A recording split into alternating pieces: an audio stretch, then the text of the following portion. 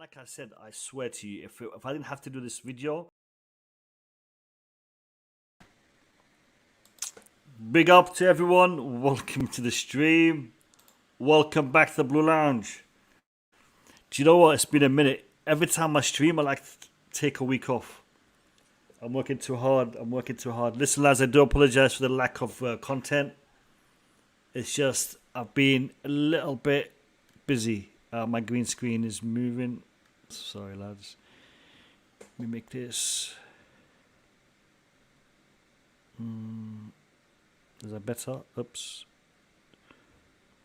Alright, technical issues. As always, you can't start a stream on the Blue Lounge if you don't have a couple of technical issues. I might be lagging a little bit today as well. The internet, for some reason, hasn't been fantastic today. It's been a little bit laggy. So for that, I do apologize. And I'm running late. I'm sorry, lads. I'm sorry. I hope you guys forgive me. I want to just say big up to the couple of people who are in the chat because, you know, there ain't that many people watching my streams these days. But, you know, big up to Jeff. Thank you for jumping on and thank you for your comment always. Big up to you and big up to everyone who's going to hit that like button. We'd appreciate them likes. Let's get them likes in early. Get the YouTube algorithm to recommend the stream. Courtney, big up to you, my brother. Have I just frozen? No, it's moving again. Courtney, big up to you, my brother. It has been a while, mate. It has been a minute. Lads, I am currently going through a lot of things right now. Work, personal life, and it's hard for me to make content. But I do love Chelsea and I do love you guys. So I will be making content as and when it's possible. So I do apologize for the lack of content, but you know, just bear with me until I get myself sorted out. Had a couple of things going on that I can't really discuss on a public platform, but you can imagine, you know, life has its ups and downs. So content will be available when I can make it. So thank you for being here, Courtney. Gabrielle, always a pleasure to have you on. Good to see you, Mo. Hey, it's good to see you, Gabrielle. Thank you for being on here, my brother. And Bobby Fairview, big up to you, my man. I hope you're doing well. I hope you're doing good. Look, guys, the game is about to kick off. We've got like 5 minutes to discuss the lineup, and the lineup is really interesting. I think we've gone back to the Lampard way of playing. And I'll explain to you in a minute why I think we've gone back to the Lampard way of playing. So basically, this is the lineup. We've got Kepa in goal. It looks like we're playing 4 at the back. That's James, Aspilicueta, Thiago Silva, and Cucurella. So I'm intrigued to see Aspilicueta playing as a centre back ahead of Koulibaly, ahead of Fofana. And you know, we paid big money for those guys, and they're sitting on the bench. Aspilicueta starts. You got in the midfield Kovacic, Jorginho, and Mason Mount. And in attack, Sterling, Aubameyang, and Havertz. So it looks like a 4-3-3. However, I think it's a 4-3-3. I think it's a 4-2-3-1. That's what I mean by the Lampard way of playing. I think it's a 4-2-3-1.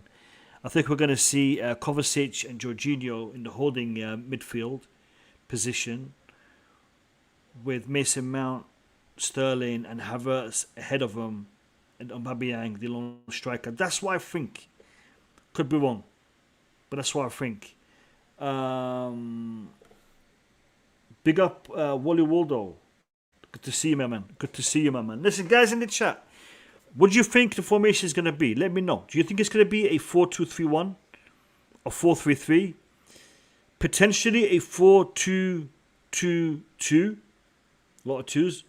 Potentially. Let me know what you think it's going to be, because it's confusing. Bobby is saying the new manager has learned from TT's experience to follow orders, but they can't do a 4. Pity. Yeah. Yeah, but I'm surprised to see Koulibaly and Fofana on the bench. Why is Koulibaly and Fofana on the bench? Why are we starting Aspilicueta? I mean, is it experience? Is it for Koulibaly, bare experience. Captaincy, Is that what it is? Because he's the club captain. I don't know. Jeff says 4-2-3-1. Yeah, that's what I'm seeing, Jeff. That's what I'm seeing. Let me get my stream up, lads. Give me a second. I need to get my stream up. We've got a few guys jumping in at half time, I believe. Just got a message from Julius.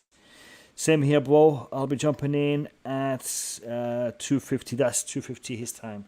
So we've got Julius and Boogeyman jumping on at half time. I know Couch Critic should be at the bridge watching the game live. Couch, if you're there, mate, well done. Enjoy the game. So big up to Couch Critic. I did try to go to the game, but a little bit busy with things. So let me just so I can get the stream up. Hey guys, make sure you hit that like button. Get that button hit. That like button hit. What's Jonathan saying? Jonathan. It's the first game. No chance he leaves. Yeah, I know, Jonathan. You're probably right. That's probably the reason behind it. But you know what? You think he'd be a little bit braver and put on the players who paid like big bucks for. Where's my stream? I'm having an issue here. Can you believe it? If I can't get the game, and I'm streaming with you guys, that's not going to be... Alright, here we go. Come on.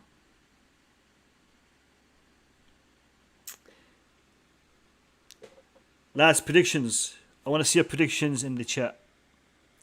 Give me your predictions in the chat. What do you think is going to be the result tonight? Here we go.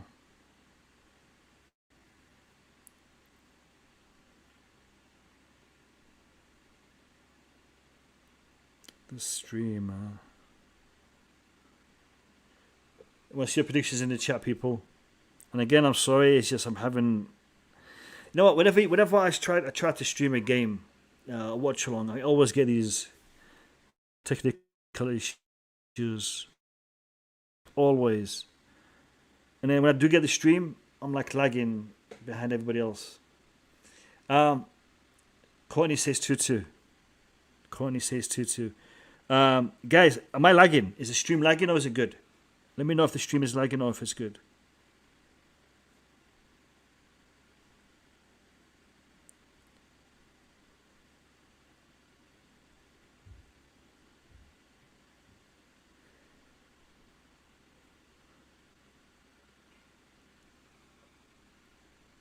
And again, I'm sorry, but I'm not having any luck getting my stream up. That's the game stream.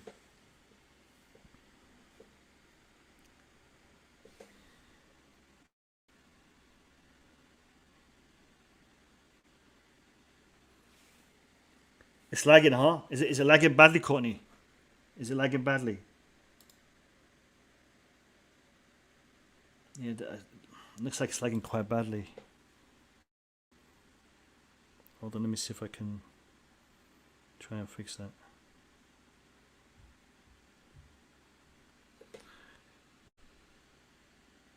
Is the audio clear? What's lagging? The audio or the video or both? Is it both?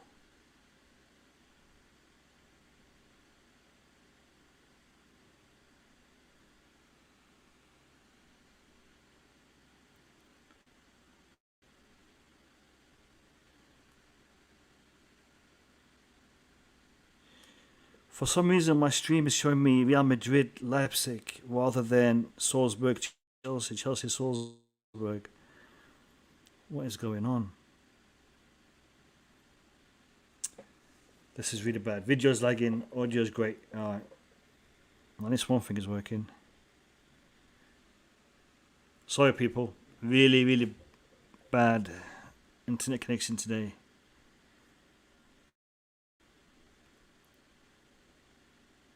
Hopefully it will level itself out in a second. It normally starts like this and then it gets... Yeah, I can't seem to find a game. Mad.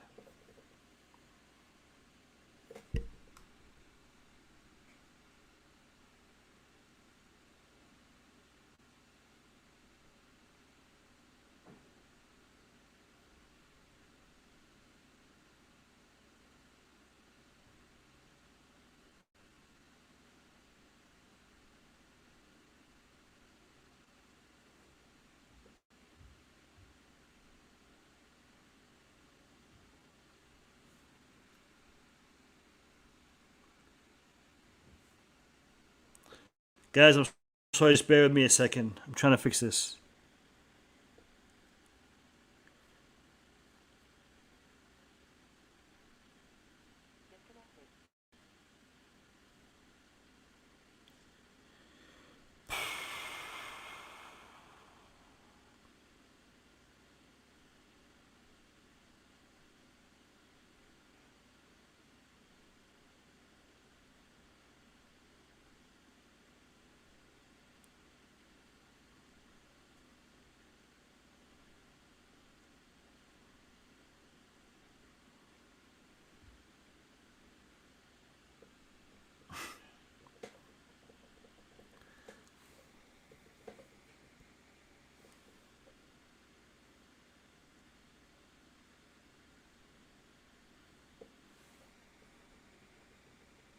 Yeah, this isn't happening, people.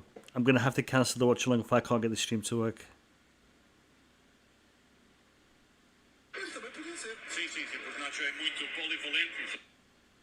Yeah, I'm not getting it.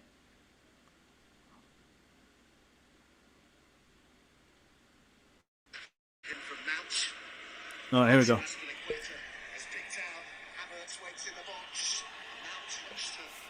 Finally. Bloody hell, that took forever. Guys, give me your timestamp. Where are you right now? What's your clock saying right now? Yeah, there is, Adam, and it's really interesting. We wondered whether they were going to play in a back three. I think with possession, they're going to play in a back three, no doubt about it. And I'm sorry about the quality of the stream. Technical issues today. Sometimes we have to click on the other game. Yeah, I know. That's what I did. That's what I did. Corny, you're joking. I'm sorry, Bobby, you're joking, right? 3 minutes and 39 seconds. That can't be right. I'm on 2 minutes and 25 seconds. 4 minutes and 10. You guys are watching the game like tomorrow, man. I'm way behind. My stream is bad. My stream is really bad. Yeah, guys, I'm like 2 minutes. I'm like 2 minutes behind you guys. I'm on 2 minutes and 40 seconds right now. 2 minutes and 40 seconds right now. Is there any point even doing this? My stream is so far behind you guys. And do you know what? My audio isn't synced with the stream, so I'm gonna have to take the audio off because I can't have it. I can't be having that.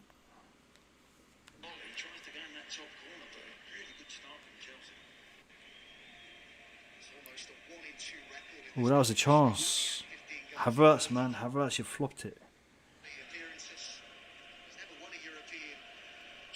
Alright, so basically, I should even be watching my stream. I should be just watching my chat because you guys gotta tell me what's happening before I see it on my screen. Be an interesting one. You know what? Let's just do it anyway. Let's just do it. I want you guys to tell me what you think about Todd Boehly, because we haven't talked about this. We haven't talked about Todd Boehly and him sacking Tuchel. So in the chat, guys, tell me what you think about it. I mean, I know, we're behind the gaffer. We're behind Harry Potter. Sorry, I meant Graham Potter. Freudian slip, We're all behind him. We want him to succeed. We want him to do well. I'm serious. I really want him to do well. But do you guys think Todd Boehly sacking Tuchel was the right thing to do? Let me know in the chat. I want to know. Because I didn't get a chance to talk to you guys, and I might not get another chance for a little while. So tell me in the chat, Todd Bowley sacking Tuchel, your thoughts and opinions on that. I wanna hear what you people have to say about that. Also, while I've got you guys here, I wanna share my Played themselves into trouble here. And the referee has given Chelsea a reprieve. Bit of a let off there. Kick for the home side. I'd like to see that again. I think it was a poor ball from Kepa. It pings it in there. I really want you guys to help me out on Twitter, because He looks for the foul. He's hoping my Twitter account is quite, what's the word here? Quite small, considering my YouTube channel has got like 10,000 subscribers. My Twitter account has only got like a couple of hundred, even a couple hundred, 150 followers. Because I deleted it, started again. So if you're not following me on Twitter, I know Bobby's following me on Twitter, Jeff is following me on Twitter, but the rest of you, man, if you're not following me on Twitter, click on that link and give me a follow. That's Bobby's saying.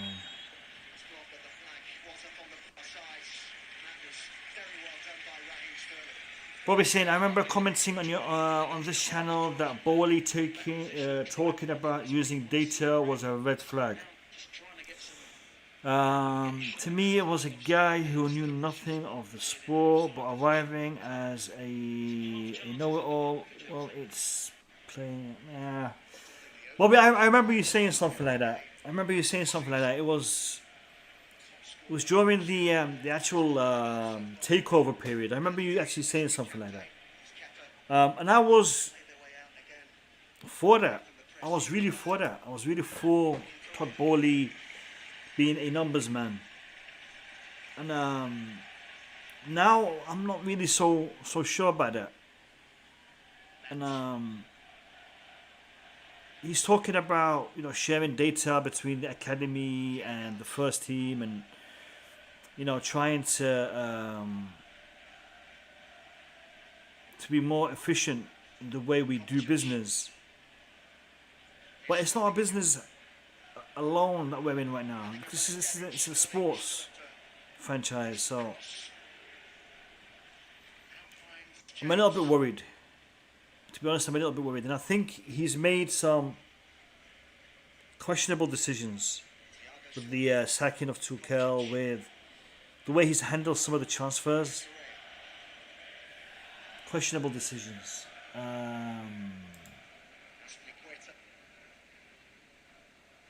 Director of Football ASAP. I agree, Jeff. That is a need. That is a must. That is a must. We need to have someone with a footballing brain who's able to address some of these issues.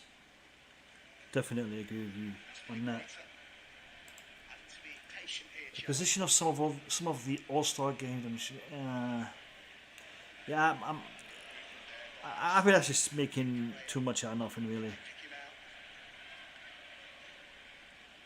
I just think it's a bit of banter.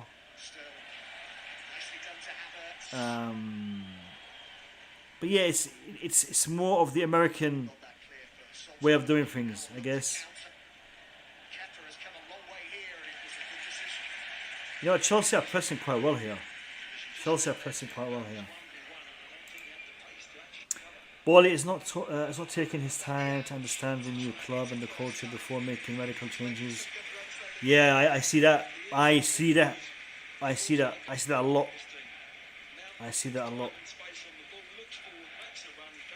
I'm Babby, man. What are you doing?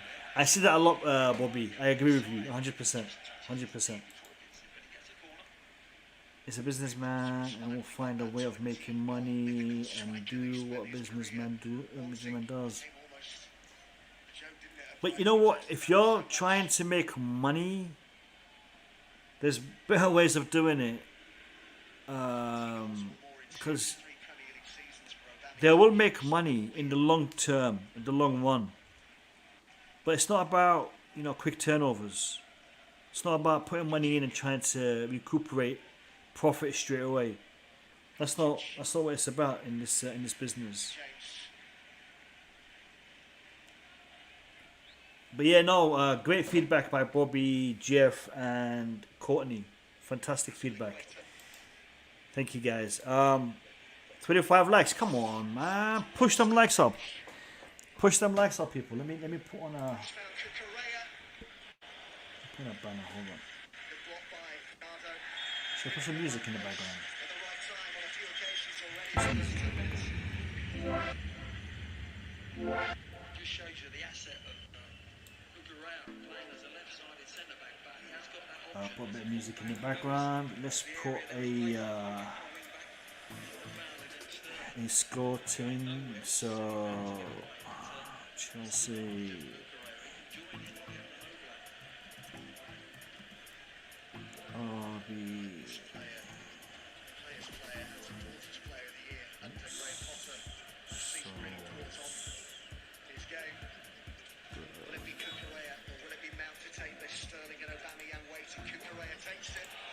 Stick that on there.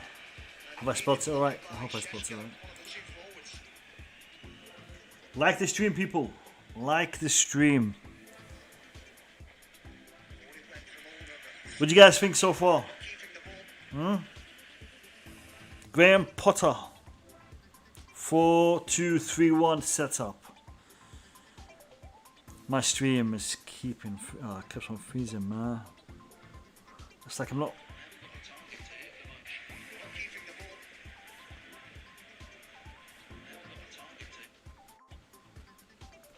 You guys want to keep this music here, or shall I take it off?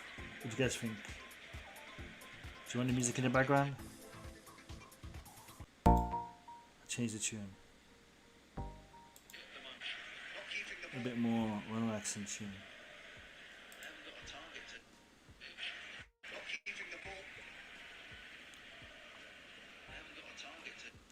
Sanya with Aspilicueta and Jorginho, our spine.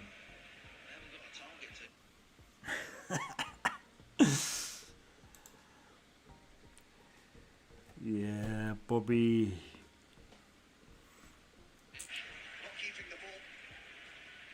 I don't know, Bobby. You know, it's crazy because you know he sacked Tuchel for the same reasons that he brought in Graham, because apparently Tuchel wasn't communicating with Bowley and the man them. He was sending his deputy to the meetings. And guess what Graham is doing? The same thing. He wanted a manager rather than a coach. He wanted somebody who'd be more interactive with administrative stuff. Tuchel didn't want to do that. And guess what Graham Potter said? I don't want to do that. I want to be focusing on coaching the team.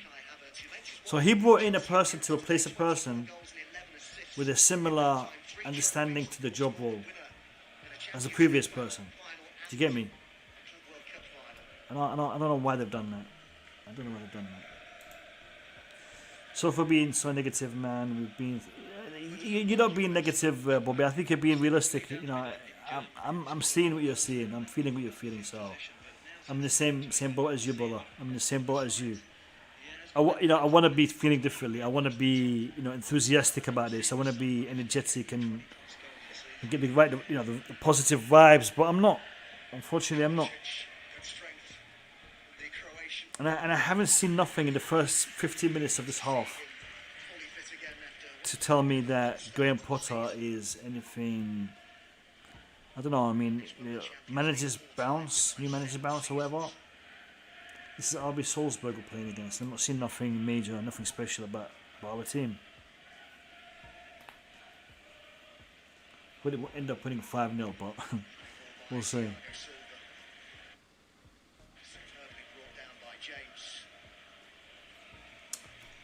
Guys, make sure you follow me on Twitter. I've put the link in the chat. It's the pinned comment.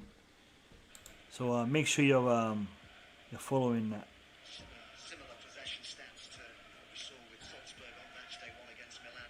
Do me a favor and click on that link and hit the follow.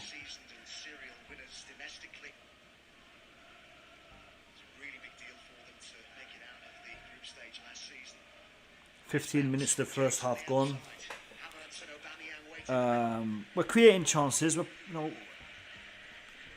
pushing the game. We're dominating, but we're not scoring. And guess what? It's been like that from the beginning. You know, with Tuchel, with Position there as well, but just got away from the England international. these players. Was at the PGA Championship this week at Wentworth. Early doors. Early doors, I know. All he feel about the first quarter of an hour, do you think? But I think it'd be relatively pleasing. It's weird looking at Potter there with They've had half chances. you know, we're used to Thomas Tuchel with his tracksuit. Frank Lampard before him with his tracksuit. Vibes. Seeing him in a black suit and a black tie. Conte vibes, eh? No, sorry. Tracksuit. Lampard, tracksuit. Tracksuit. Potter. Suit. Shoulder to shoulder there with Kukurea is certainly a handful. Šeško, 1 metre 95 tall, 6 foot 4. Yeah. Do you know what? Him talking about, As many of his teammates tell him him talking about, stepping up and whatnot. in terms of speed, and he said most of them tell me I don't know. I just don't get champion vibes from the man. I just don't get it. I get vibes of a man who wants to work hard and wants to achieve greatness and blah blah blah. But I don't get the vibes of the arrogance and the assertiveness that you need with a winner, a serial winner. Look at Jose. Look at Conte. Look at Klopp, Pep, Salzburg at the moment. TT. They all had that thing about them where I'm the best. I'm gonna be the man. Staff since the departure Potter is like, yeah, I'm gonna do my best. to keep an eye on. Do you get me? I don't know. Aubameyang looking for Havertz. It's not oozing confidence. Stepped in and did enough there. Best of luck to Potter. There's a lovely move from Chelsea. Also, Best of luck to him. Thiago Silva in his 6-yard box with Cooper the ball out to Kukurea. It's a pity actually that Havertz couldn't have got possession because he was in one-on-one.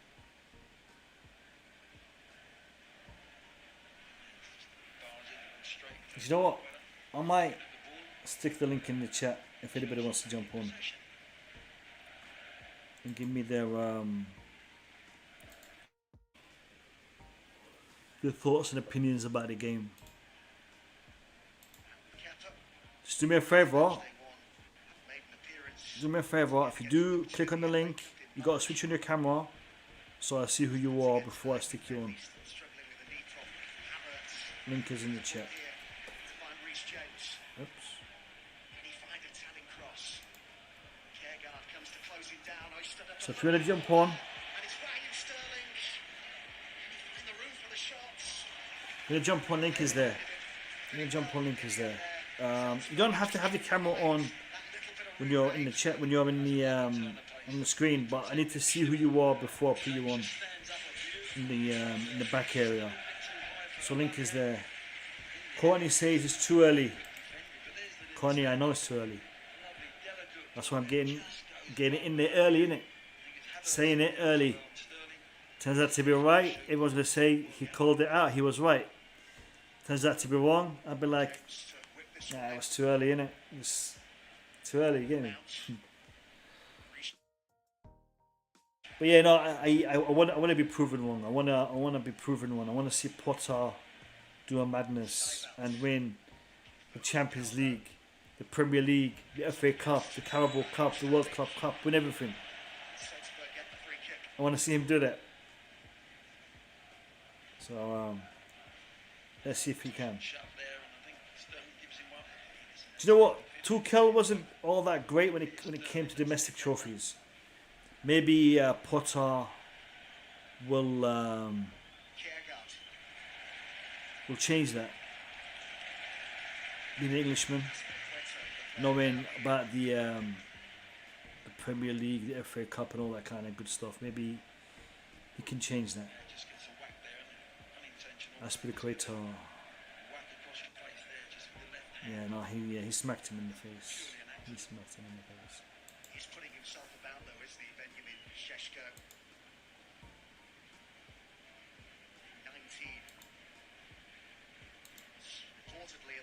interest in him from European clubs over the summer. Open up another screen. Born in 2003. That makes you feel old, doesn't it? Ouch.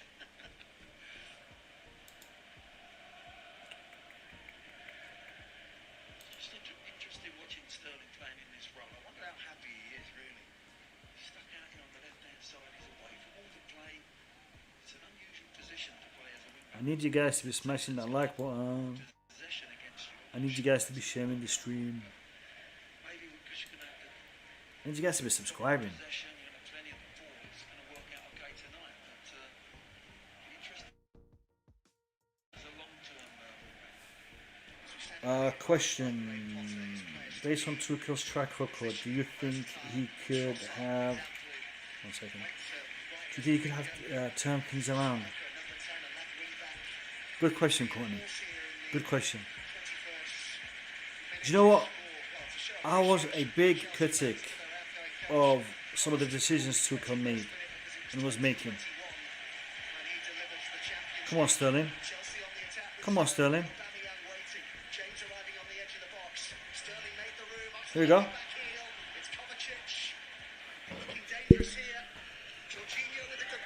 Oh, you guys. Oh, come on. That was a waste. That was a waste, people. I think he could, Courtney. I think he could have. But I also sense that he knew you see, they're talking about, backing the manager, Todd Bowley and Iqbali and whatnot, but they weren't really backing the manager. They weren't really backing him. And Tuchel is a smart man. He probably saw it coming. And I think a decision like that doesn't happen like that. For us, we came out of nowhere, but for Tuchel, he knew it was coming. And I think the fact that he knew it was coming, it affected his performances, some of the decisions. And I think maybe even some of the players kind of knew it was coming. You know how they were talking about Ziyech, Pulisic weren't really playing for Tuchel, over the past little while, and the fact that he wasn't even selecting them in the starting lineups. I think there was something behind that. I don't think it was no way. So could you have changed it? Would have been difficult with all of that in consideration, with him knowing that he doesn't actually have the backing of the ownership. But if he did have the backing of the ownership, yeah, definitely. Oh, Babiyang, man, come on, take it first shot, first time, smash it. What are you playing at, mate? What was that touch for? You don't need that touch. Nah, man, Babiyang. Anyway, so yeah, it'll be hard for him considering the circumstances he was in. If the circumstances were different, I think he could have turned it around. Good question, Courtney. Never had a chance to play SL team. Yeah.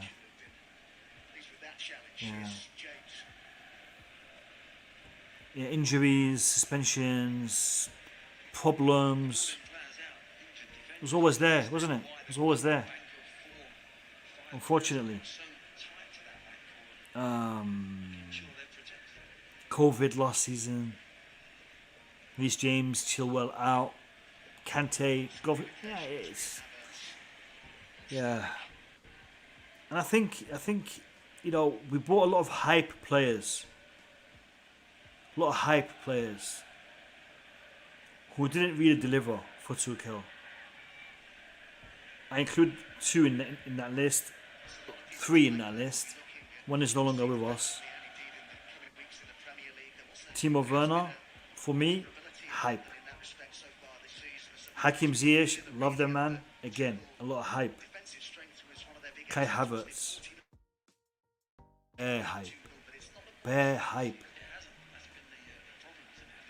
Potential, no doubt. Performances, results, hype. If you think I'm wrong, tell me in the chat. I don't know.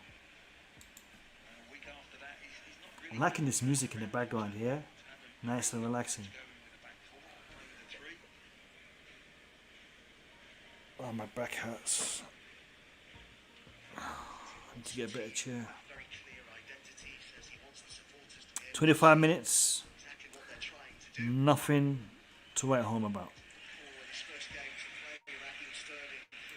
Bobby, what are you saying? For me, the way to kill shepherded us through these sanctions. For me, the media. His leadership, his qualities, and more. Yeah, listen, Bobby. I agree. He kept us together under some hard times, and that is why we love the man. That is why we love the man. I'm gonna have to take off my cap. No, wait me a second. Bernardo was let go by Graham Potter during his time at Brighton. Yeah, that's why we love the man. Some scars there. These are scars, guys. Not. Urgency about Chelsea here, but Yeah, man. Havertz couldn't find Sterling.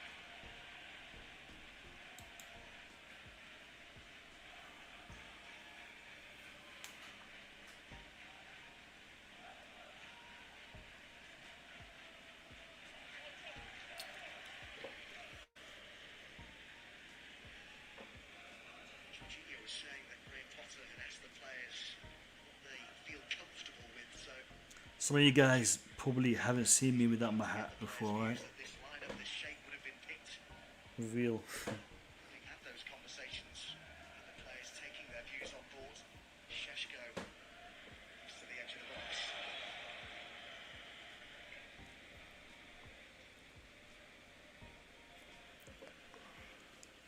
So Chelsea still haven't scored yet. Balances it as a Salzburg are holding us to a draw at the moment. but also being very much your own man, making it clear that you're in charge. Well, I think they know, and he knows in the end he's the one who's going to pick that team. It's a quite a shrewd move to get.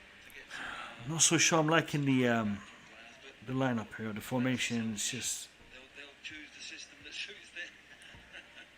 The thing is, I was expecting us to play a back four, because playing a back three or back five It's a back three. If he's would have been too similar to Kel system, and got so much possession, Potter would not have been able to do that. I think he had to change it.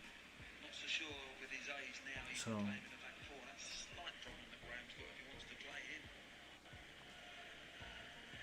He's the only Chelsea outfield player, Thiago Silva, to play every minute in the Premier League this season. Turns 38 soon. Chelsea on the attack. Aubameyang couldn't quite get on the end of that. Fizzed the cross, wasn't it, by James, and Aubameyang. Yeah, James's course was too powerful there. Too much pace on that course. Ball, but a great deal of It's a good gets away. And I think good run though. he's picked out Sterling as the Yeah, if he just had just get there, Sterling. Either one. timed it a little bit. The way he's played it in there, he understood that Sterling was free. It was a 2v1 Love to see Aubameyang get his spin that, wasn't it? his first goal for Chelsea at the Bridge in the Champions League. Nice.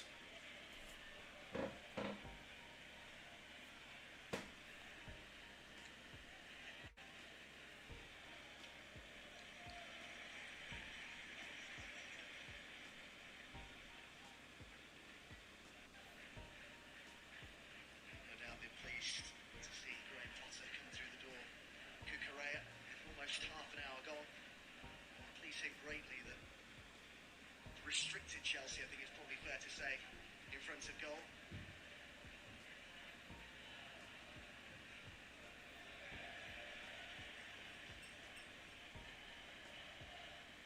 Saying Matthias Geisler that they've been analysing Brighton's games as part of their preparation. Always hard as the opposition coach when you come up against a manager taking charge of a team for the first time. Do you know what, guys? I'm disappointed. We saw the coach trying to work. Yeah, first game in charge, but He was trying to work out the shape that disappointed. Chelsea were going to play.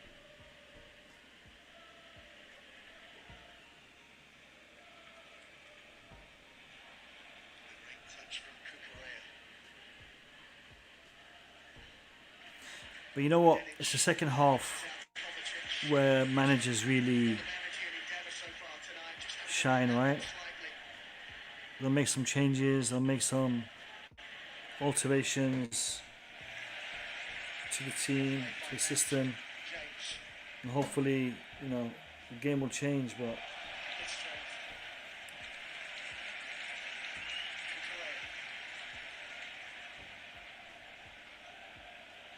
do you know, it actually looks like at points they are playing a back three.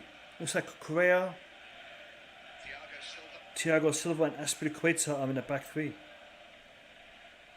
Sterling. Movement from Aubameyang and from Havertz. It's given by Bernardo for Salzburg. Yeah, I agree, Bobby. It doesn't, does it? However, it was who played that against Thiago Silva.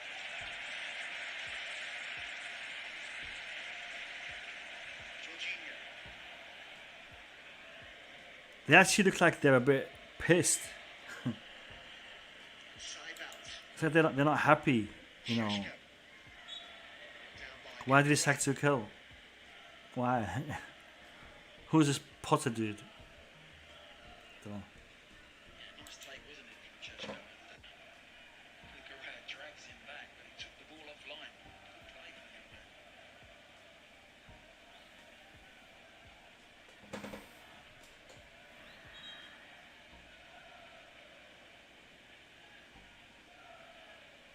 There's been some more vulnerability about Chelsea defensively this season than we've seen in past campaigns. They have conceded 4 goals from set pieces in the Premier League so far. Only Bournemouth have conceded more.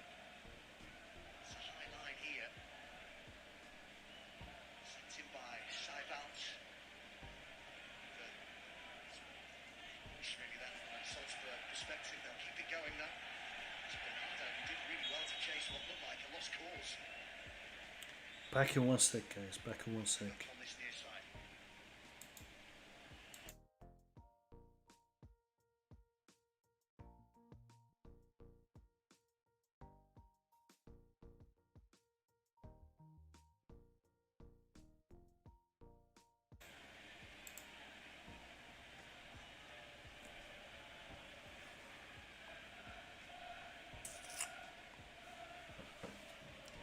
Just coming across. So, I think it was Courtney. Fourth official. He said 2-2 draw. I'm going to change that prediction. Clear what the issue is. I think this game is going to finish 1-0. 1-0. Communication issue. Hopefully it's 1-0 and not 0-1. Failure, doesn't it, here? You know what I mean? The referee Ivan Krusliak. Because I'm not really confident with this. They seem to be lost as well. It isn't just the lineup, but the way our boys are playing, Had to get going again. they seem to be lost. They don't seem to be, I don't know, either motivated or they don't seem to understand what they're supposed to be doing, because it's literally get the ball in the wings, one, cross. On top of the table, That's all we're doing. history of the champions. As Graham Potter used And what's Potter saying now? He's talking to Jorginho. some messages across primarily to Jorginho. What's he telling him?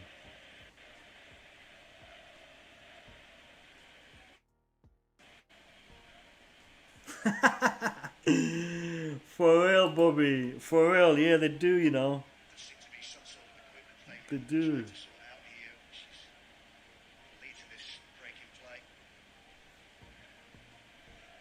What's going on? Why has the referee got headphones on? This is all very unusual. Am I missing something? What would he be getting across to his players when in this situation? Am I missing something, people? Why does the referee have headphones on? What? Who's he talking to? Both coaches, obviously. Declared! Big up to my man, Declared. Big up to you. That's the office. Good morning. They're working at the office. Once Hope you're doing well. that's where he's been brought in. Declared, the link is there, man. If you want to jump on, link is there. Confident with results. And it's good for him now to get it. Can someone tell me what's going on? Because I don't understand why the referee is on the headset. Talking to the players. It's obviously a couple of little things tactically they want to put right. So this issue I do not blame you, my brother. I do not blame you.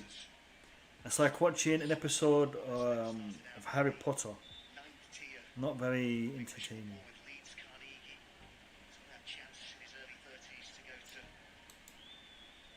Swedish fourth tier. Now he's calling across the captain's here, Aspilicueta and Andreas Ulmer. Just wonder whether something has been heard.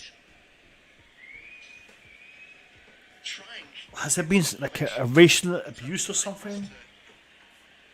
what the issue is here, but he certainly called across the two captains there to have a word with Ulmer and Aspilicueta.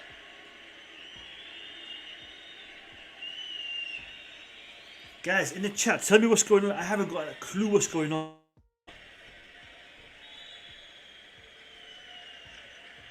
What happened? Can now finally get back underway.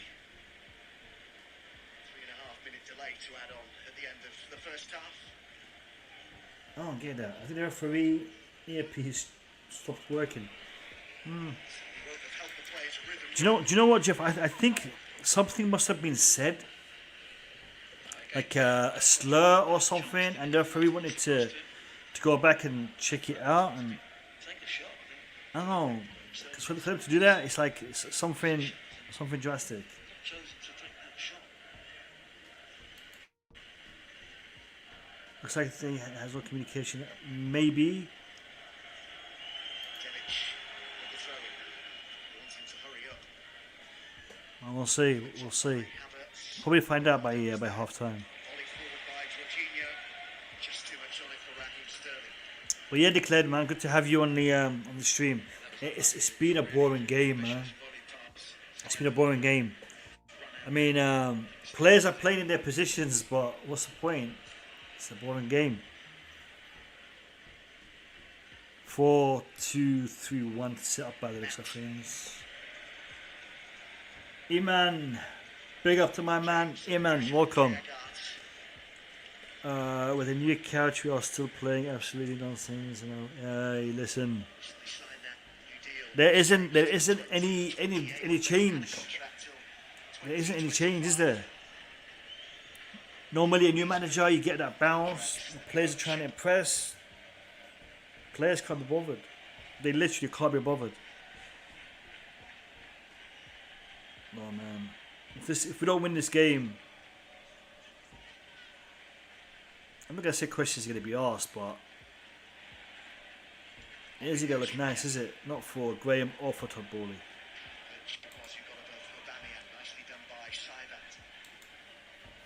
You know, playing very direct and it's predictable. Yeah, Declare, that's what I said. They get the ball, they pass it out wide, and they run. Look at that.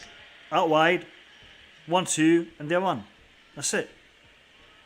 They cross the ball in. Proper old school Brexit football. There's no cross it in and hope. Cross it and hope. I don't know, Declared. I'm not sure if Sterling to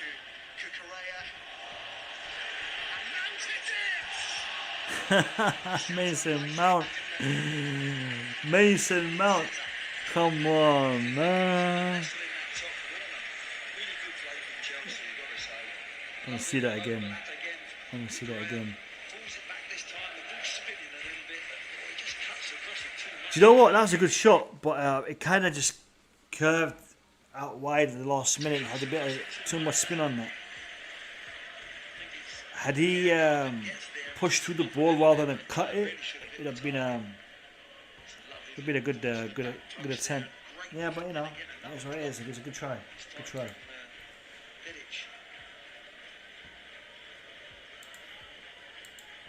I agree, man. But you see, the thing is this: the ownership didn't really address it as a problem when it came to Tuchel, as in the way he's managing the team. It's more of the problem is the way he communicates with the ownership rather than the team. They weren't happy about that, but it looks like Graham Potter isn't really going to do much different to what Tuchel was doing. Touch and go whether that's going in the bottom corner, but So I don't know. good save. Used his feet superbly there, Chelsea goalkeeper. Final 5 minutes of the first half at the bridge, on a big night at the bridge.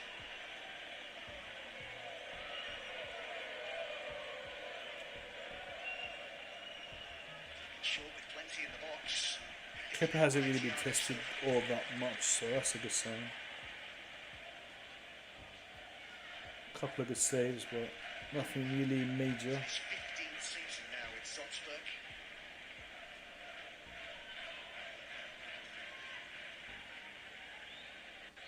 That's Philip Kerr.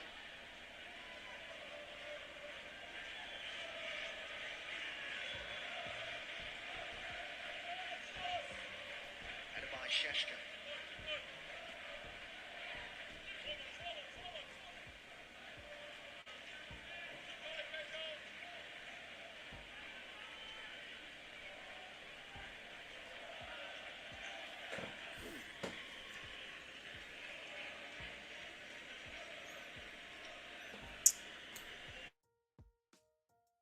$37 likes.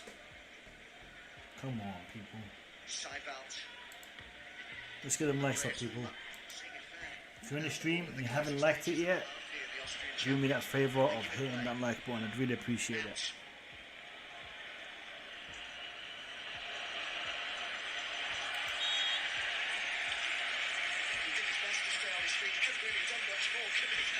Do you know what, Bobby? I think no, because we're supposed to be playing 4 at the back.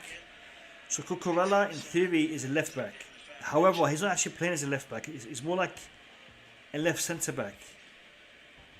He does go up a little bit, but he's pretty much a left centre back. It looks like we're playing Thiago Silva as a centre back, Aspilicueta as a right centre back, and Cucurella as a left centre back.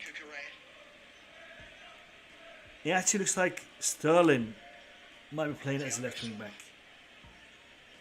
In the latest Brazil squad will be hoping to go to a 4th World Cup. It's a weird formation. He's not playing a 4-4-2. So a 4-man defense. He's playing a 3-man defense. Look at Cucurella right now. He's in the midfield position. He's so far off the pitch. Final 2 minutes of normal time at the end of the half, but there will be a fair few added on after that stoppage because of Sterling looks like he's playing as a left back. an equipment problem for the referee. Left wing back, sorry, Sterling. Goes down and gets the free kick.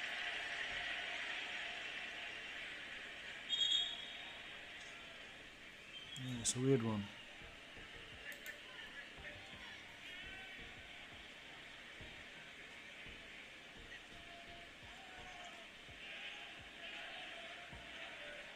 Thiago Silva. Aspilicueta. The way we're playing is we're trying to outnumber them by Again to have a run at Dedic. Sterling puts the ball into a great area, but there were just by having Aspilicueta and Cucurella playing as wing backs as well as centre backs. Aspilicueta. Because they're really, really far up. I mean, the only person who's sitting back is Thiago Silva. And they find some killer instinct at the end of the half here, Chelsea. Mount. See, we're creating a lot of opportunities, but there's literally no one there to finish them off. There's no one there to make that final touch, that final shot. Actually, there's no movement near or far from Chelsea. That's what Sterling. He's out here on his own now. Just feed him, keep feeding him, and he attacks the fullback. Here he's got him again. 1v1. Sterling goes inside this time.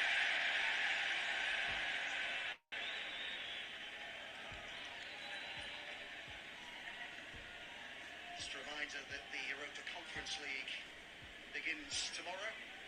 Match day 2 of it anyway. Our coverage from 5:30 to West Ham among the sides in action.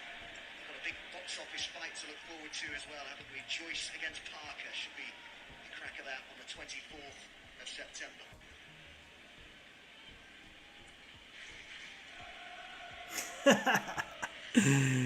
Yeah, declared.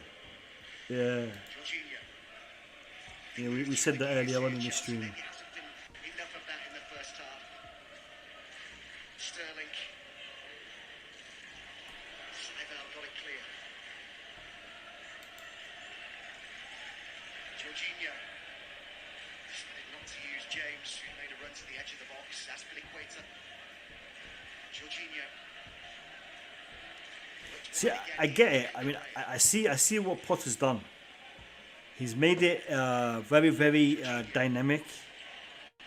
From the back, he's switched it up a little bit, so it's a little bit more flexible, rather than players being fixed in particular positions.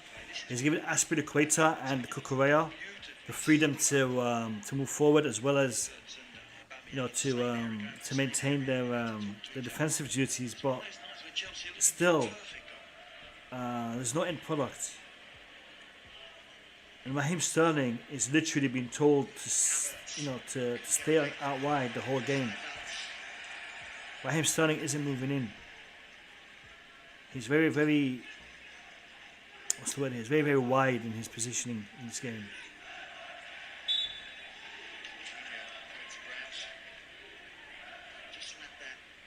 It's Reece James on the right wing and Raheem Sterling on the left wing.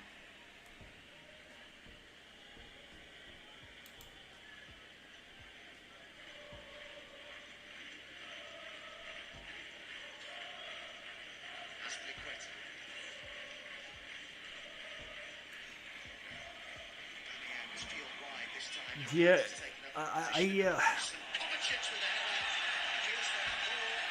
don't think it's playing out like that. Declared. When I saw the formation, that's exactly what I thought it was. But the way we're playing, the way we're positioning ourselves, that's a handball. Isn't that a handball?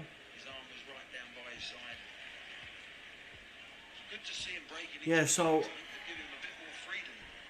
we lined up in that formation, I believe, the 4-2-3-1, but I think we're playing a different one now.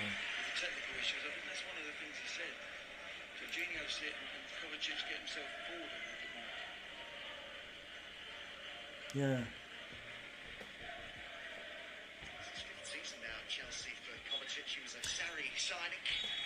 It could be a 4-2-3-1 wide, or 3-5.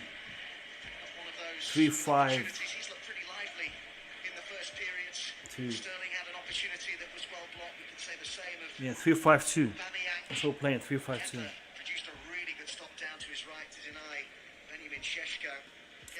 Alright guys, half time. I'll be back in literally 1 minute.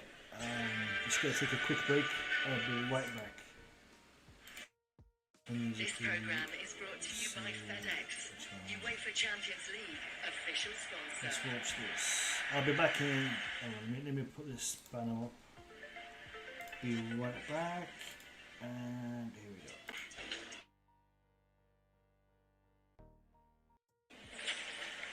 But not with EE.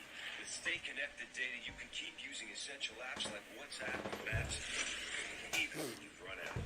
Count on EE to make your data go further. Only on the UK's best network. Search EE Stay.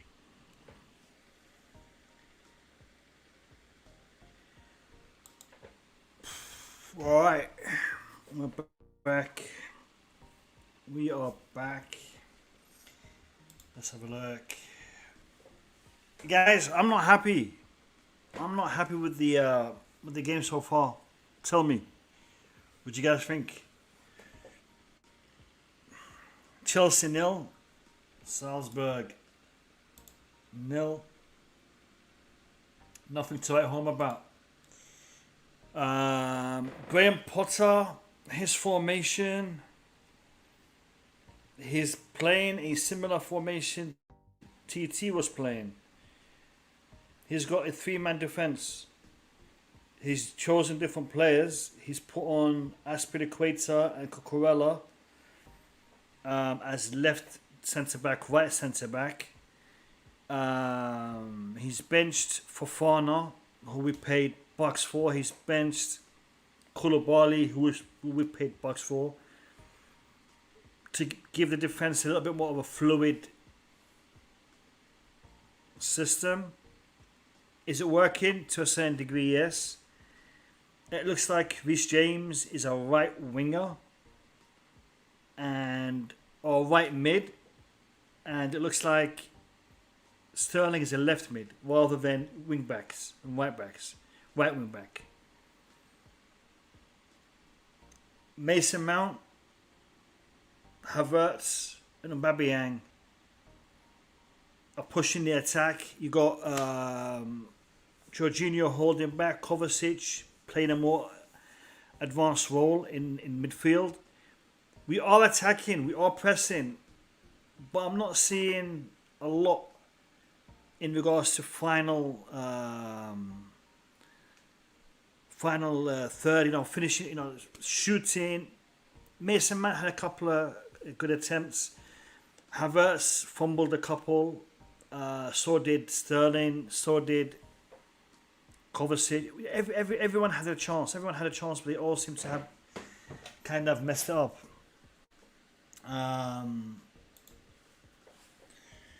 Losing the ball too much. Yeah, Sterling's not left wing back. I think he's more of a left mid. But I see what you mean. Yeah, he's out of position. That's what Tuchel was sacked for playing players out of position. Welcome, Graham Potter. Hanu, welcome. How are ya? Good to see you. Guys, I'm putting the link in the chat again. Anybody wants to jump on, you're welcome to do so. Eric Dugan, big up to you. Welcome. Let me just stick the link in the chat. Anybody wants to jump on, you're welcome to do so. Just make sure you switch on the camera while you're in the back area so I see who you are. And then I'll bring you on.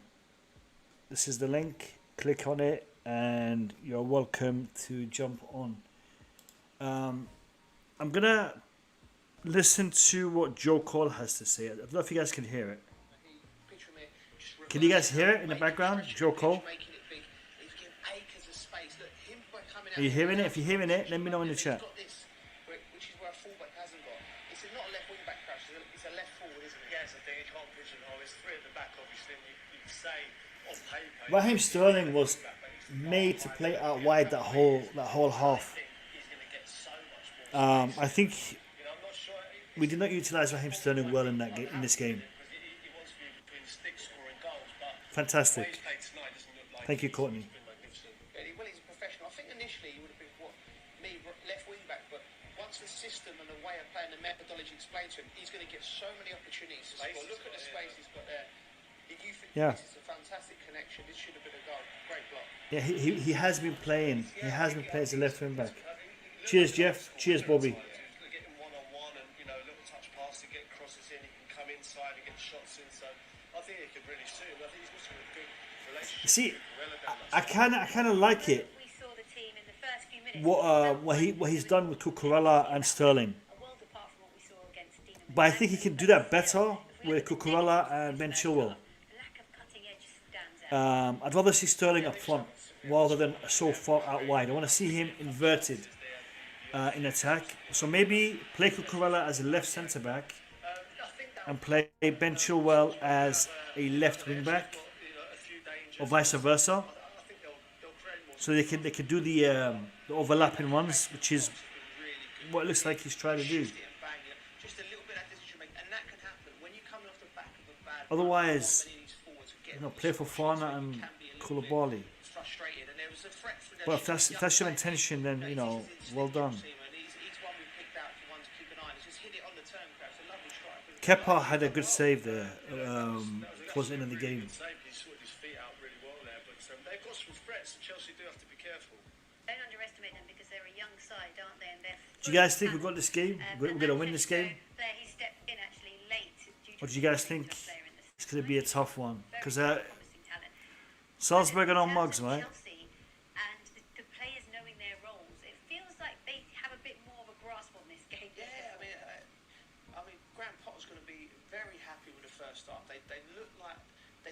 team, they grab him what he's doing and they're running with it. Like Sterling's held his position very, very well. He's been outstanding. Do you guys agree? in the first half. Graham Potter will be happy Very, very well. I need a with bit the more first from half. Aubameyang in that central position, stretch to play a little bit more. He I don't might know. be needing Do you guys fitness, think I'm not Graham sure. Potter will be happy with that first half? Played many games. But yeah, I think Potter will be happy with that. Okay, well hopefully he will be happy, but what he won't be happy with is that his team haven't managed to find the back of the net yet. He would love nothing more than to begin his reign here at Stamford Bridge with a win. I'm not so sure if he'd be happy with that. I wouldn't be happy with that. Against Salzburg, at home, Champions League, I'd want to see a little bit This more. program is brought to you by FedEx, UEFA Champions League official. Let's reduce the volume a little bit. This ad break. What do you guys think? Would you be happy with that first half if you were Graham Potter right now? I wouldn't. I wouldn't be happy.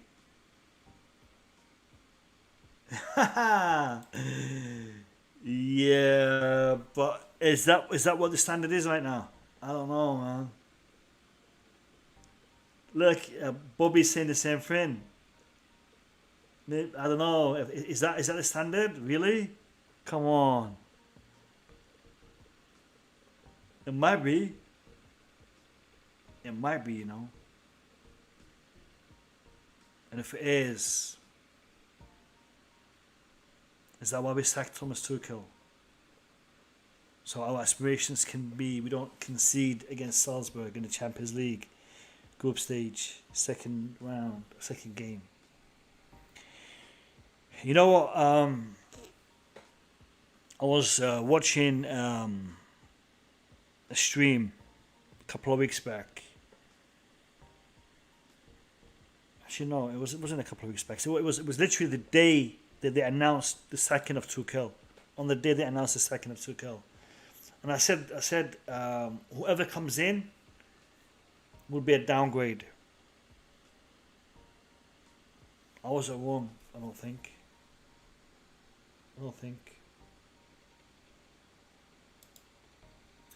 Not the standard, but the first game at home. Why not? Salzburg, Courtney. Salzburg. Real Madrid, Bayern Munich, Barcelona, AC Milan that we're playing soon. You know, Salzburg. I don't know. Do you guys agree? I don't know. I think Kate Anderson has been a little bit harsh here. I think it's been a little bit of an issue with quite a few of the attackers, not just Kai. Pulisic. Yeah. What about Ziyech? If you're playing a 4 at the back. Hakim Ziyech. By the way, Hakim Ziyech has been recalled back to the Moroccan national team. He's in the squad for the upcoming fixtures. So there's that. There is that.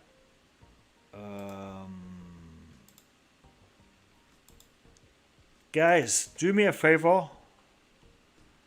I'm going to put a link in the chat. I want you to click on it and go click follow.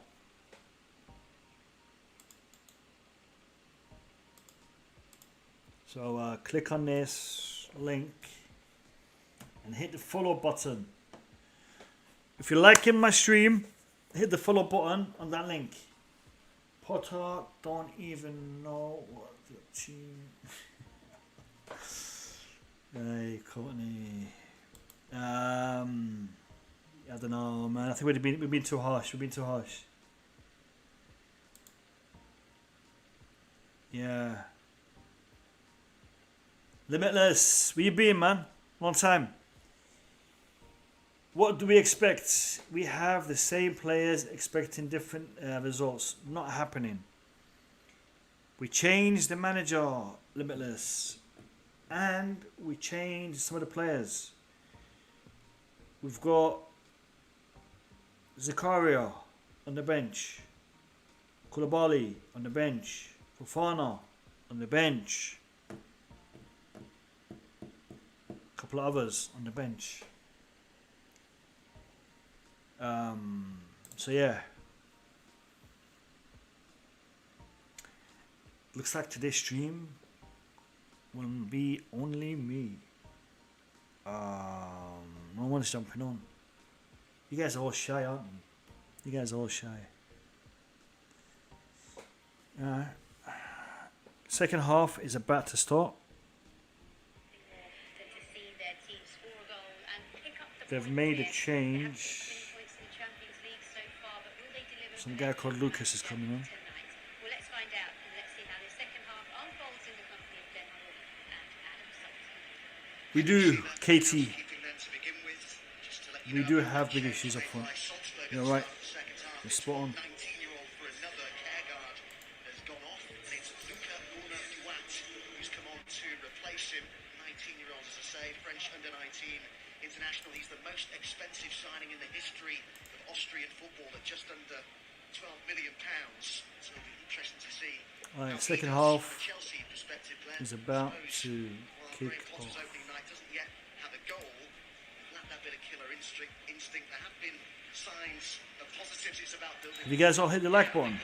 Because we are 7 away from 50. 7 away from 50. So let's get to 50 likes, guys.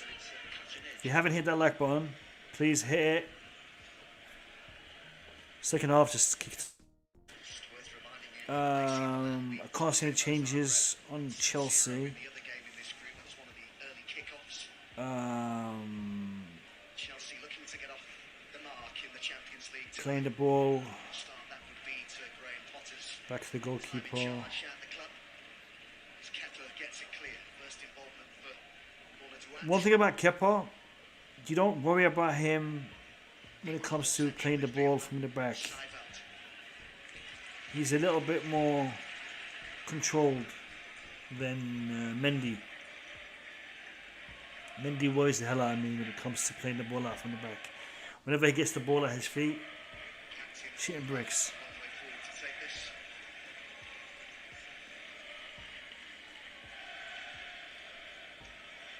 Katie, have you changed your avatar? I think you had a picture before, didn't you? Pretty sure you had a picture before. Let me know in the chat if you changed your avatar.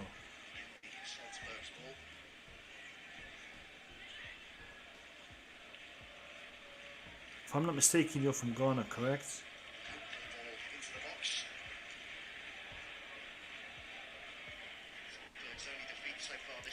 Oi, Bobby, seriously? Did he score? Because I'm a little bit behind you guys.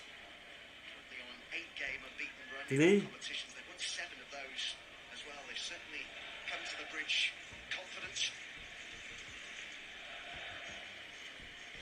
Bobby, tell me, what's happening? Did? Oh, sweet. Let me see this. Let me see this. Because I'm behind you guys. I'm behind you guys. How far back am I, man? If you guys see this. Bloody hell. Okay, so James to Mason Mount.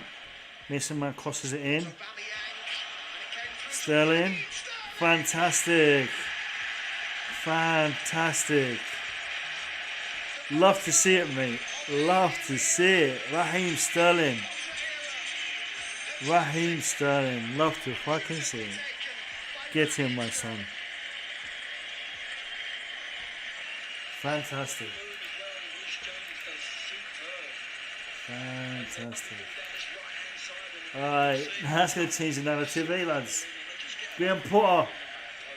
What a tactician, eh, lads? What a tactician. Told you guys Graham Potter was good. You guys don't believe me. What a tactician. No, but you know what? As soon as Raheem Sterling comes into the box, good touch, good shot, boom, goal. When he was out wide, he was not in the right position. Raheem Sterling should be in that box, receiving those crosses. Fantastic, Raheem. Fantastic. Second half, and there's that cutting edge that was missing in the first half. No surprise, Brilliant. it's Raheem Sterling who's provided it. Three goals Let's get some likes in for that goal. already this season. There's Let's one. get some likes in for Raheem Sterling. Raheem the Dream Sterling. He comes Chelsea tonight, by the way, 1, Raheem Sterling, Salzburg player to 0. play for 3 Premier League clubs in the Champions League. Let's see if we can As this season, keep that scoreline. David Batty, We need these 3 Lorenzo points. Gallas, and Ben Ayoub are the others. And he took that so well. Well, it suddenly opened up. I mean, Salzburg in the first Yo, half have been seriously, defended deep. They tried to press Chelsea. as soon as Raheem Sterling cuts in, Chris James a more attacking position, boom. behind them, open spaces. Chelsea are going to be dangerous, and That's all we needed. cutting edge really. First half was too wide. He was playing on that touchline, man. It's too wide. Involved again here, Raheem Sterling. Kovacic. Jorginho. Here we go. See, starting to look in the mood here. James urged to shoot. Alright, take a pot shots now. You're spot on there, Bobby. He is a great acquisition.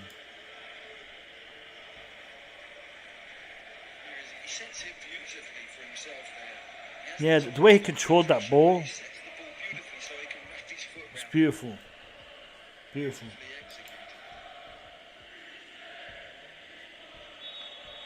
Do you think that he gets the credit? Do you know what? Every time I see Raheem Sterling running around the pitch in the Chelsea kit, reminds me of Eden Hazard when he took the piss out of him. You guys remember that? When he did that thing. Whatever position today he's playing he's playing a winger's role really. Now he's playing in his position. To defend him, but wherever he plays, he's going to score goals coming in from that left-hand side on his right foot. But I think the thing at City, what he's got to maybe do here at Chelsea, is a lot of his goals were within 12 yards, 6 yards, 8 yards of the goal. City, they built up a lot more rotation and penetrated inside the box, and I think at times they've got to do that again. Good to see Graham Potter win his first game, The way he set the ball up for himself. especially considering we don't play for a little while. Real quality in front of the goal that was lacking in the first half. Provided by Sterling.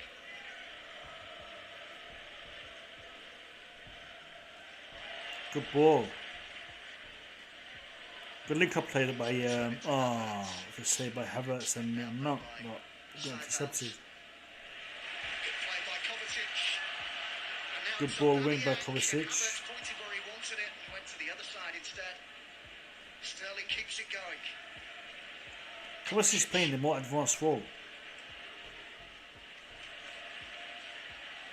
Sterling again. Mount now.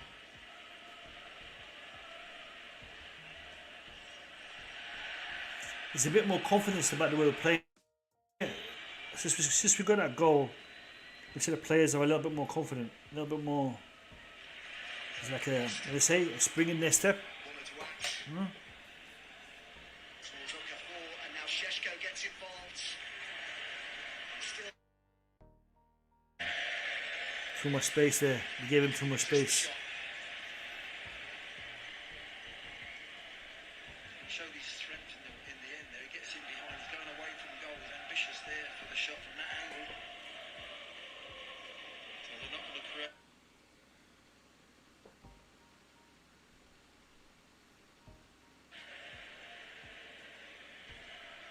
Cucurella. You should remember that Graham Potter hasn't had a great deal of time really to get across. Declare the still awake or asleep. Used to his players to get across. Declare in the chat, let me know if you're awake or asleep.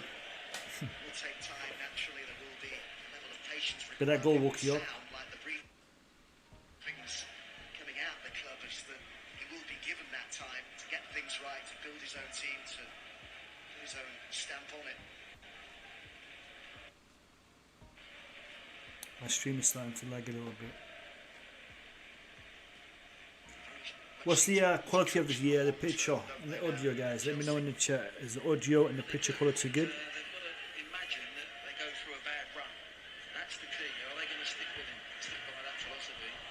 If they do have a bad run, Do you know what?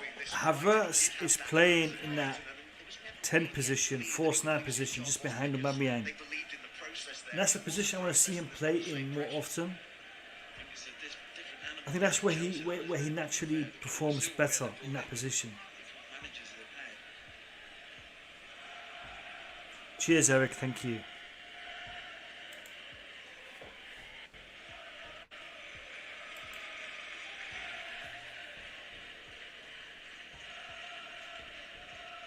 James. Jorginho. He's got a couple of new tattoos, Jorginho. The Champions League trophy and one of the European Championship. Aubameyang in here. Wow, Aubameyang, man. Up in the end there. The flag is Aubameyang's rushing it too much. He's trying to force it. Just take your time, over mate. the top, causing problems. Yeah, I don't know about his tattoos, Adam, but what a pass this is. Great ball. I think he's on the side there. Great I ball. really think it's a great run. Little touch there. In the end, they deal with it. It's a wonderful run, and that's what you'll see. Jorginho, once he plays a little bit more with Aubameyang, Aubameyang's movement is excellent. He wants to go in behind. Jorginho's the man. When he's free and he's got his head up, you'll see a lot of that through the season. JT in the stands. What he's making of the new era, the new managerial era at Chelsea. A man who won this competition back in 2012, 717 appearances for Chelsea. Yeah, those Jorginho tattoos, one of the Champions League trophy on one arm, one of the European Championship trophy on the other. It's fair enough. I got them.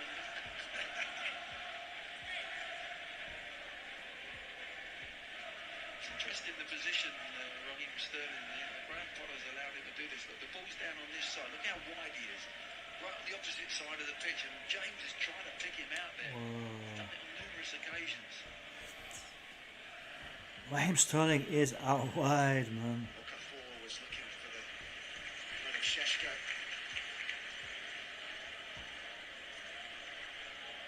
Cucurella. Proper chalk on his boots, eh?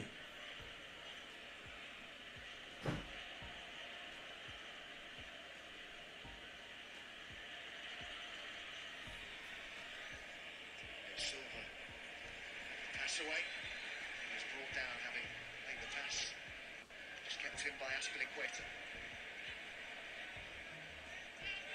James.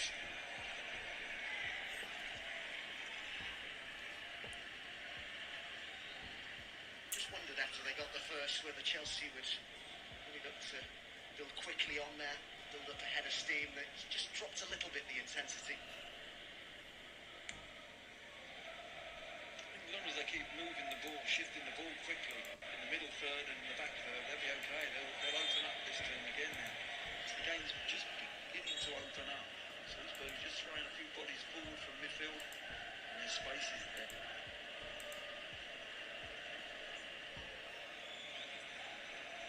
Just catches Sterling's hand, doesn't it?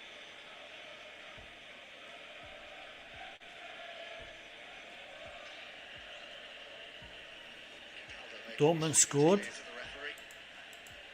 Yeah, I never like to see that, do you? No. Jude Bellingham with the opening goal of the game at the Etihad. Yeah, man. There'll be a surprise on the cards there. So let's have a look. Chelsea a goal to the good at the bridge. A set piece to defend here. Goes in towards Bernardo. It's Aspilicueta So, who got a touch to that. Rangers, man sent off. Okafor. Goal down to Napoli. Chelsea, we know, 1-0. Real Madrid, Leipzig, 0-0. Sevilla, Copenhagen, 0-0. PSG, 1-1 with Maccabi Haifa. Juventus are a goal down, 2-1 to Benfica. The goal to tell you about Man City, as we know, down Napoli. 1-0 to Dortmund. Politano with the first goal of the game there. That's where we are today, guys, so far. Just beaten comprehensively by Ajax on match day one. Milan are beating Dynamo Zagreb, or they beat Dynamo Zagreb 3-1 already.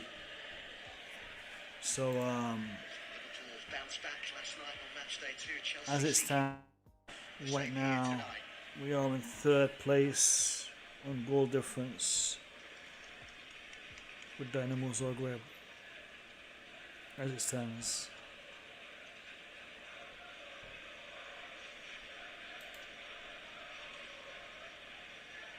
It's part of a long production line of fine coaches. I'll leave this on the screen for you guys to see live. Here's Geisler, Marco Rosa, one of them. Jesse March, now the Leeds coach, another.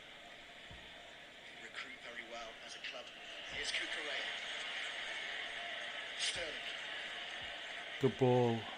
Aubameyang. Bad touch by Aubameyang, man. Sterling. Same wavelength there as Raheem Sterling.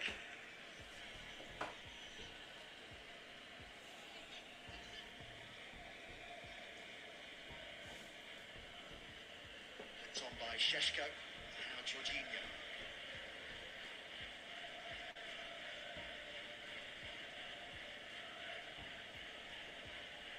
Mount.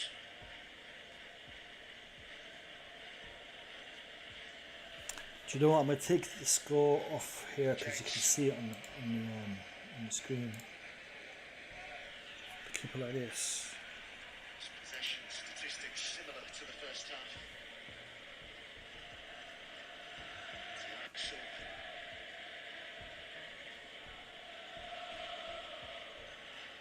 First time by Jorginho. Great idea. Yeah, that's the type of ball that once they play together a little bit more, spend a bit of time on the training ground, he loves that ball first time round the corner, in behind defenders. Probably the distance was too far then, but he got that. Aubameyang is a winning runner, he likes to get in behind defenders. It's getting a bit messy. Instincts in the centre forward as well. Glenn, I know that They're pressing us a little bit more right now. Looks like they're trying to get that goal back. Yeah. So Potter needs to make some changes now. Freshen up the team. 62 minutes. He doesn't want to play central, he looks to go in behind, but he's prepared to go out wide, and then Sterling might pop up as a centre forward and Havertz. So they've got that little bit of flexibility that perhaps they haven't had.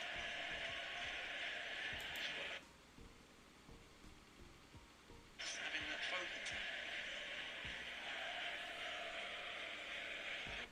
Armando Broja is warming up along with Ruben Loftus-Cheek. Armando Broja was not included in the Premier League squad for Chelsea, so he's been added to the under 21s list rather than the first team, which still means he can play for the first team, but he's just not included in the 23-man squad. Just, isn't he? Just offside. It's poor playing away. He's got everything inside him. He's got to just stay onside, and then he's got the fullback on toast. But just action from him. This is brought actually stamped with him from Brighton. Graham Potter, his assistant Billy Reid, first team coaches Bjorn Hamburg and Bruno, the goalkeeping coach Ben Roberts. And as well, interestingly, the assistant head of recruitment, Carl McCauley. Outcome cheap. Apparently compensation of over £20 million has been paid to Brighton, but it could well be money well spent. Corner to Ants. Good run here by Seibald. Can they hit that? Šeško's in the middle. Okafor was there as well. They created a good opening there, Salzburg. Salzburg are pushing hard. They want to get something out of this game. This is tricky, guys. This is not a straightforward result here. We've got to be careful.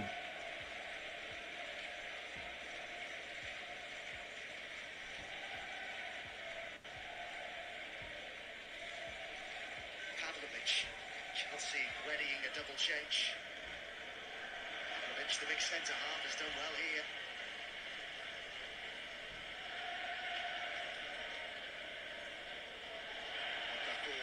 optimistically going to ground. Loftus Cheek and Borja are coming on. Hearing that Havertz is going to be one of the players coming off.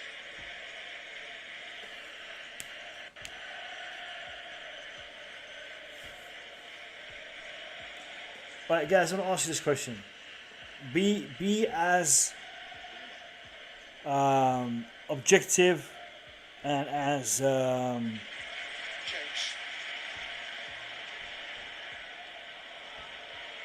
as positive as you can in your comment.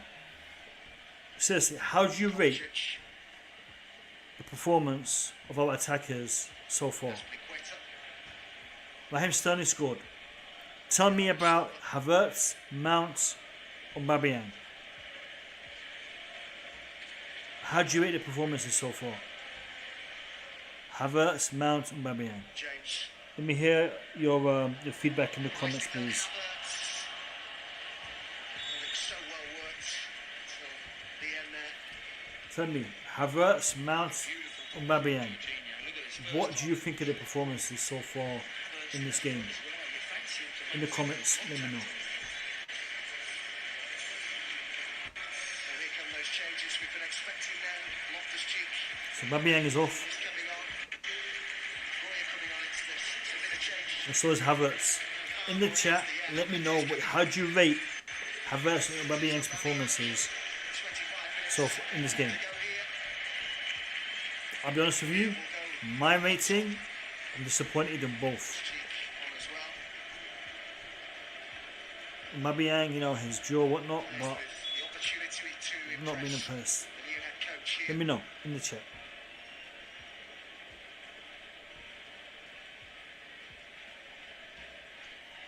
Just a reminder, you'll be able to see all the key goals from tonight in Champions League tonight from 10:30 on BT Sport 2. The goals from this game and a look back on last night as well. That goal I told you about earlier, the Politano for Napoli against Rangers has actually been disallowed in the end. Remains 0-0 at Ibrox. That's a good ball. Whoa, good break. It's in here. Come on. To make it two. That is a selfish bit of play, man. There from That is a selfish bit of play. It was offside, but a selfish bit of play there, man. Anyway, I think he was just offside when he was sitting out here. It's a good running. Look again, he's looking to get in behind here. Just good defending, actually steps up. Doesn't finish it in the end. Couldn't quite wrap his foot around it. It's Pavlovic that gets back and makes the tackle, but he was the one that just stepped up and it was good defensive play.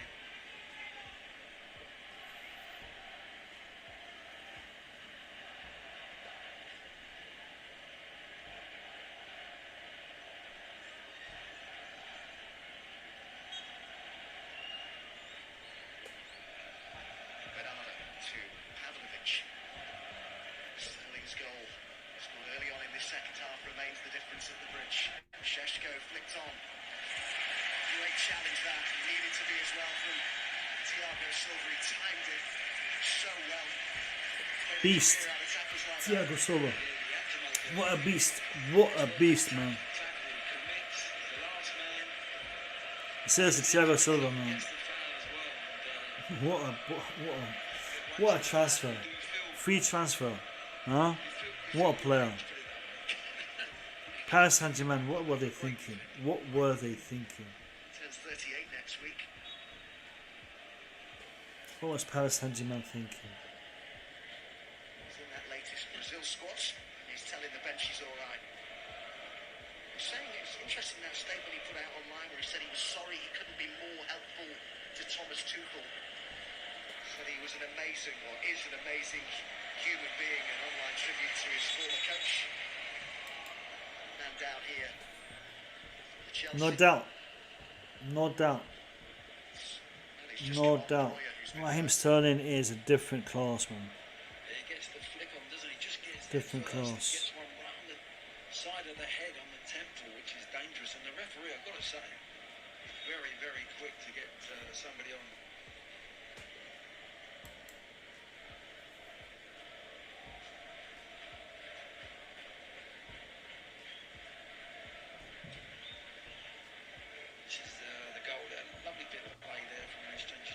Salzburg, the players, they're stretched. They went to press, and there's open spaces. He had a bit fortunate here, Chelsea, but look at this, the overload. Lovely. It's about the centre. He sets it outside his body so he can wrap his right foot round it. So it just curls back in, and that bottom corner, it's made the difference tonight.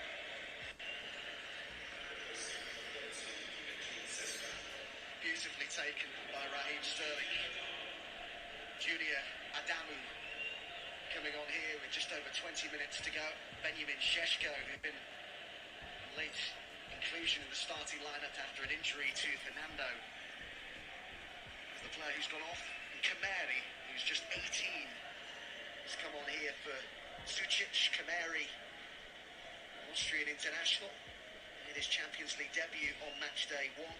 He's part of the Salzburg under-19s team that lost in the UEFA Youth final against Benfica last season. They were beaten 6-0 in the final, but they did so well to get there. As I say, he was an important part of the side. The man who's just come on. Get a bit sloppy. Get a little bit sloppy. I don't know. I'm concerned. We should just play out the next 20 minutes and just keep it 1-0 and just get the 3 points and just carry on. Don't be playing sloppy balls like that. Longest such run in the competition's history there.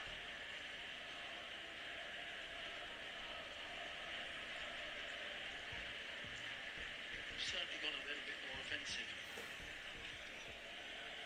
A lot of bodies forward. It's up to now to Chelsea to pick them off, really.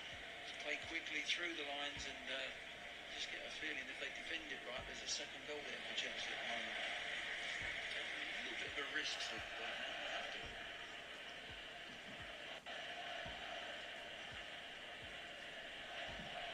Major summer departures, there always are major summer departures at Salzburg, but Karim Adeyemi went to Dortmund, Aronson and Christensen reunited with Jesse Marsh at Leeds, O'Camara went to Monaco. Those 4 deals fetched €90 million for them. They go again, they reinvent, young players get opportunities, and there's plenty on the pitch for them here. Reece James, Chelsea see this out and get their Champions League campaign going.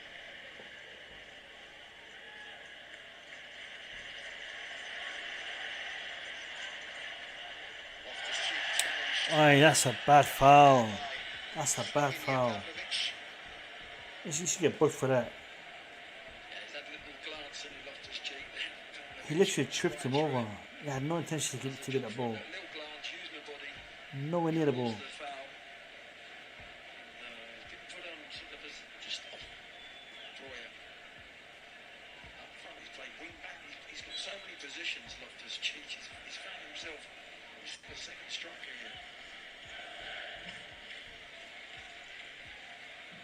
Look at Loftus-Cheek physically. He's got all the attributes to be such a top player. Salzburg on the attack here. They're looking dangerous, Salzburg. They are looking dangerous. They are looking dangerous.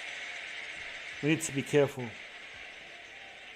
play from Jorginho there. Just sensed the danger. Suddenly there was a bit of danger, and he's just We need to be careful. there as into the back three.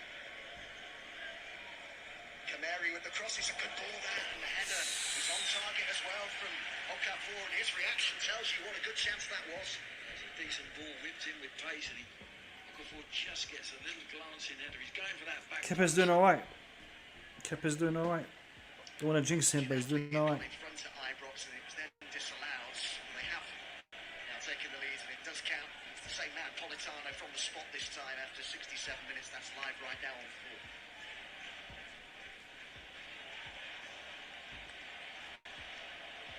Calmly done. And the goalkeeper, as Breuer looks to put the first wrong, and the pressure worked. Breuer with Sterling to the left. Exchanges passes with Kovacic, Loftus-Cheek. Okafor. Like a handball by Adamu, but the referee says play on. Well done by Aspilicueta. Yeah. Loftus-Cheek. I don't think we lack him, Eric. We have. Studel saying that he was We're not using him. to tell We're not using him in the right way. well because he feared that then afterwards I I think Havertz has creative abilities. I think Ziyech has creative abilities. Also needs to be pushed. It'll be so interesting to see collectively how Graham Potter works with this Chelsea side. Sterling, Individuals within again. that as well. He's not going to be doing. He's not the what's the word here? The Ronaldo-esque kind of creative, or the Zinedine Zidane kind of creative. But we do have creative players. But I agree with you. We don't utilise them.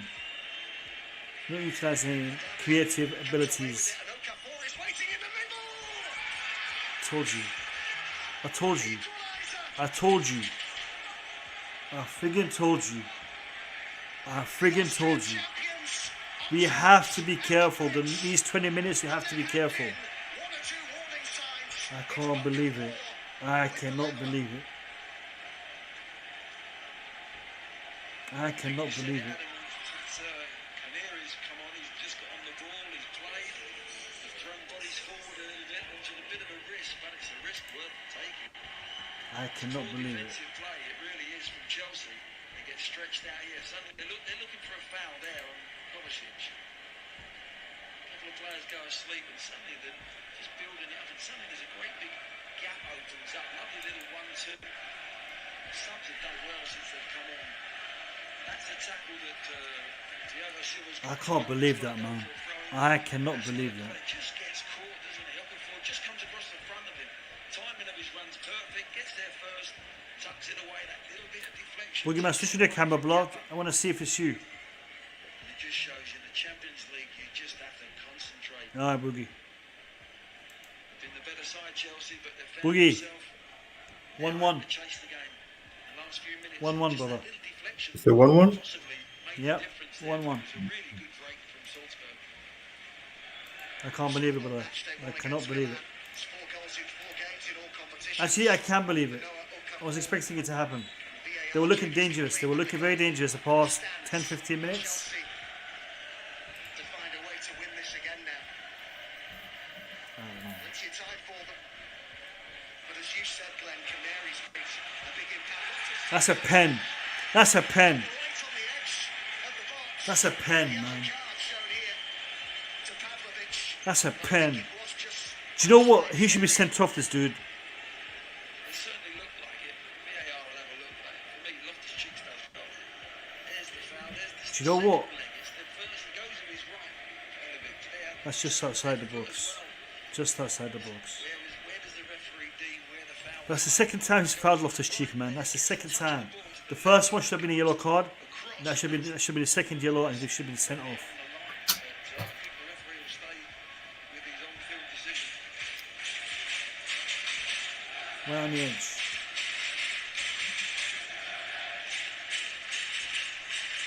Mount has come across here. He didn't touch the ball. I don't know why. Seconds quickly. Oh no, I think he touched the ball. Kukurea. No, I don't think he did. Looking for Junior. No, he did after he got the man. After he he touched the player.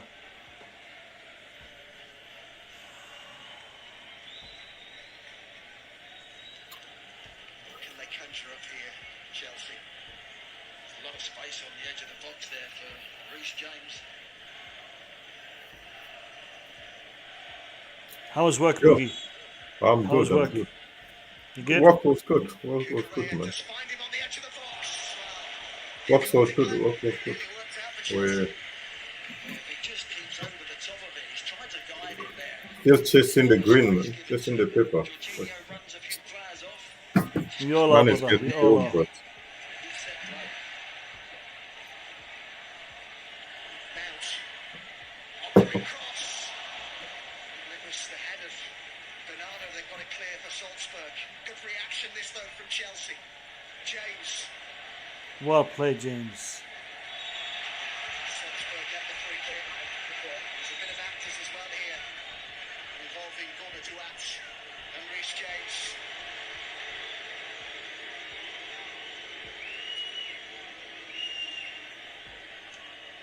A little bit of frustration here. He does well here, James, isn't he? Beautiful there.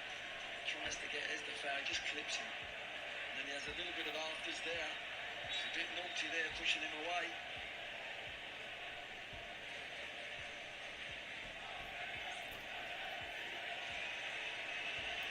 Booking then for Reece James. So we head towards the final 10 minutes at Stamford Bridge, all square on match day 2. Malcolm, big up to you. Welcome to the channel. Yeah, mate. Listen, new manager, same old, same old. Nothing's changed. In that central field since Lord. he turned 19 in August, the young Frenchman. See what, Boogie? I can see it happening. Lack of concentration. You can see it happening. As well. It's been It was coming. You can see it. Yep.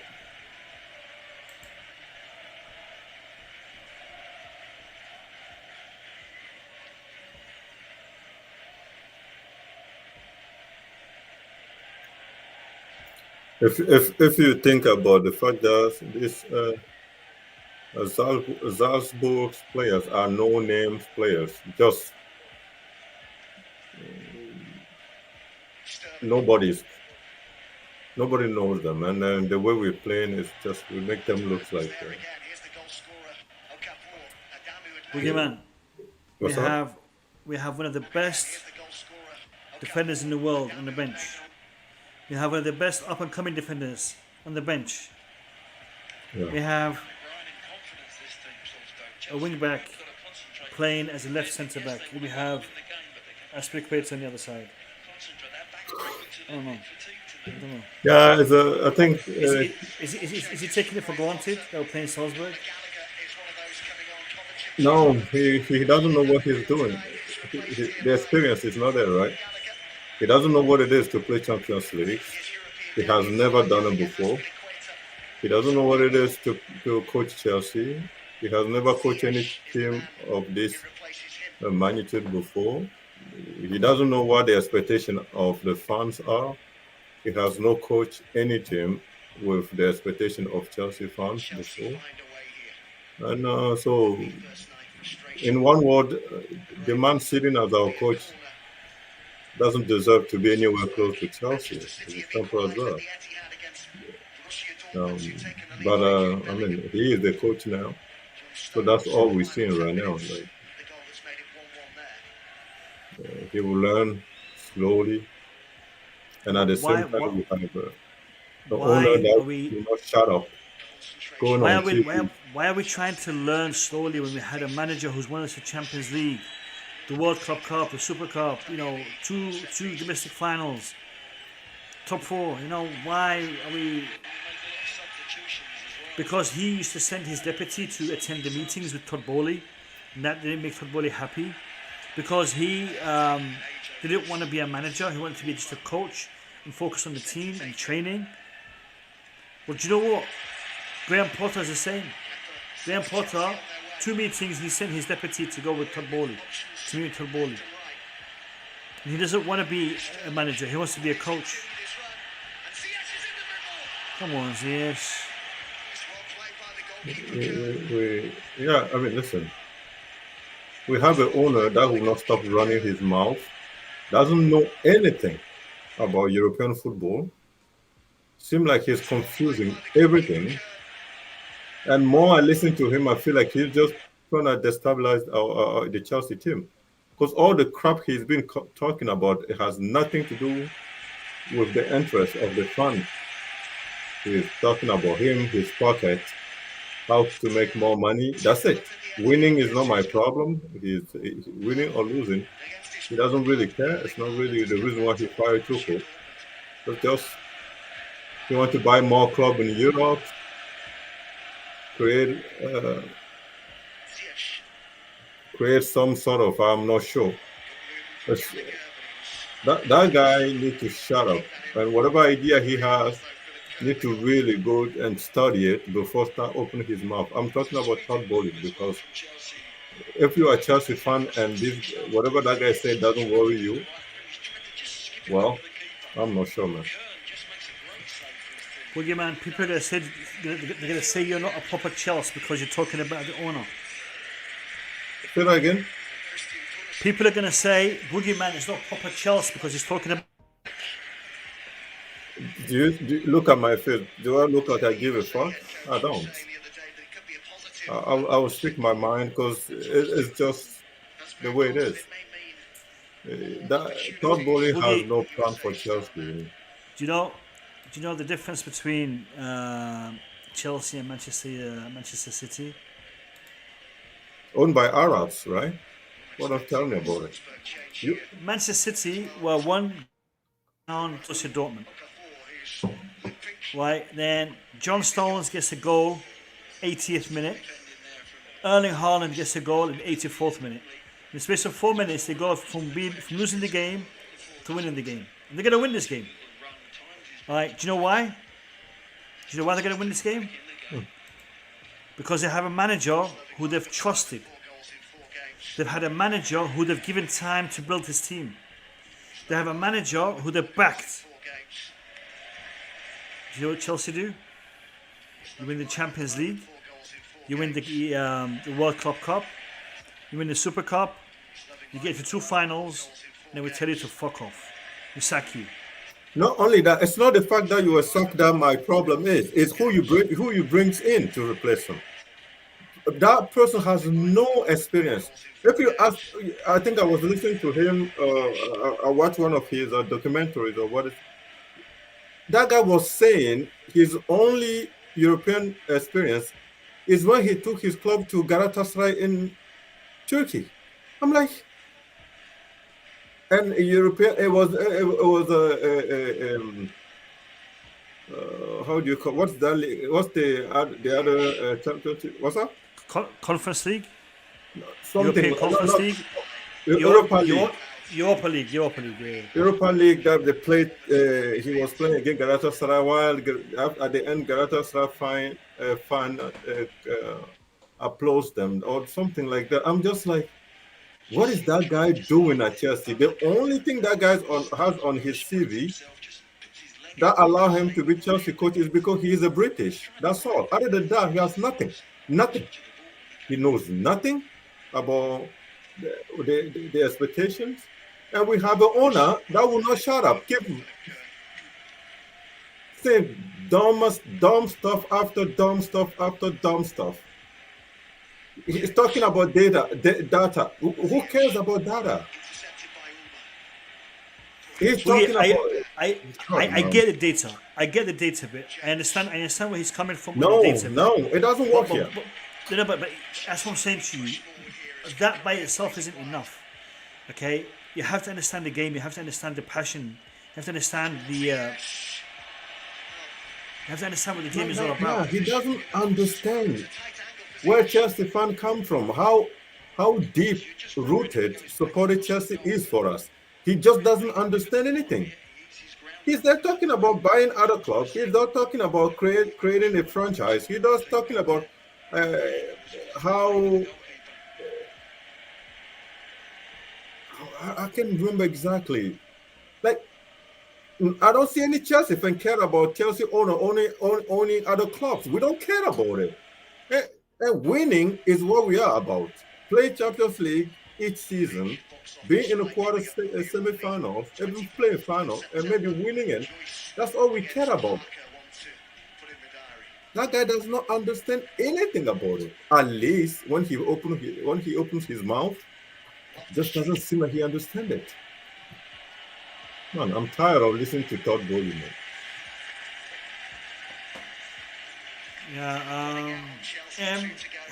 Hi Moss, game changer. He says, "Are you the one who said Thomas Tuchel needs to go?" Oh yeah, listen.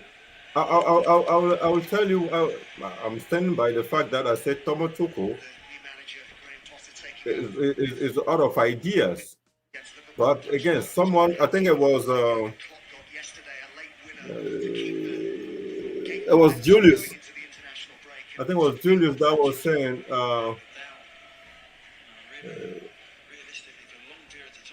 It's not. I mean, I wouldn't mind Tuchel leaving. Sorry, but you just have to make sure there's someone outside waiting for that job. Someone with European experience. Someone with the pedigree. At that time, the timing of firing Tuchel was wrong. That's what my point is. Of course, if you ask me, Do you want Tuchel to be sacked? No, I didn't. I've never asked Tuchel to be sacked, but I criticize Tuchel choices. Most of his choices, especially in the last 7 games, I disagree with them. minute of normal time.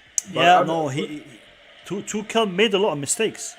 yeah, Selections, lineups, substitutions, tactics, but he was better. And this geezer here. no, yeah. Bobby Fairview, he's saying Bowley has arrived and he is the smartest man in the room. And he thinks so, but Boogie. he's not. You don't think he's smart? But they've done well. No, he's not. No. You see, I get what Bobby's saying, and to a certain degree, I agree. Todd Bowley is smart as a businessman. But football is not pure business. And that is what I'm talking about. So I agree, Todd Bowley as a businessman, probably a very, very smart man. Probably Yeah, but you make as a lot a of money. fan, But as a fan, yeah, exactly. That is what the issue is. me as a fan, whatever he was saying, I don't see anything smart in it. Or the only thing I'm seeing is Chelsea is going to end up. See, he said it was sarcasm. Yeah. Oh, I think Chelsea is going to end up like a middle table team with this way of going. Why would you give 5 years contract to a guy that has no European experience? What is he going to do when we go through 2, 4, 5 games without winning or defeats? What is he going to do? He's lost at that time. Yeah, but listen, how did the generational Havertz do? Fantastic! He was amazing. He was amazing. He was smashing it. You're not helping the generational talent when you're giving them. When has Havertz put in a performance that you can remember, apart from the Champions League final? I mean, seriously. I mean, I don't know. But listen, going back to what Bobby Fairview was saying, Todd Bowley is smart. No doubt about that. No, he's smart. He's smart as a businessman. And I get the data crunching, the number crunching, but I get it. But independently, alone, is not sufficient. It's not enough. You need to have a better understanding of the game, of the fans, of the sport. If you are to have a successful football team. And again, it's not a business. That's the second time we've hit the bloody post. It was a bar. He hit the bar, didn't he? I think he hit the bar again.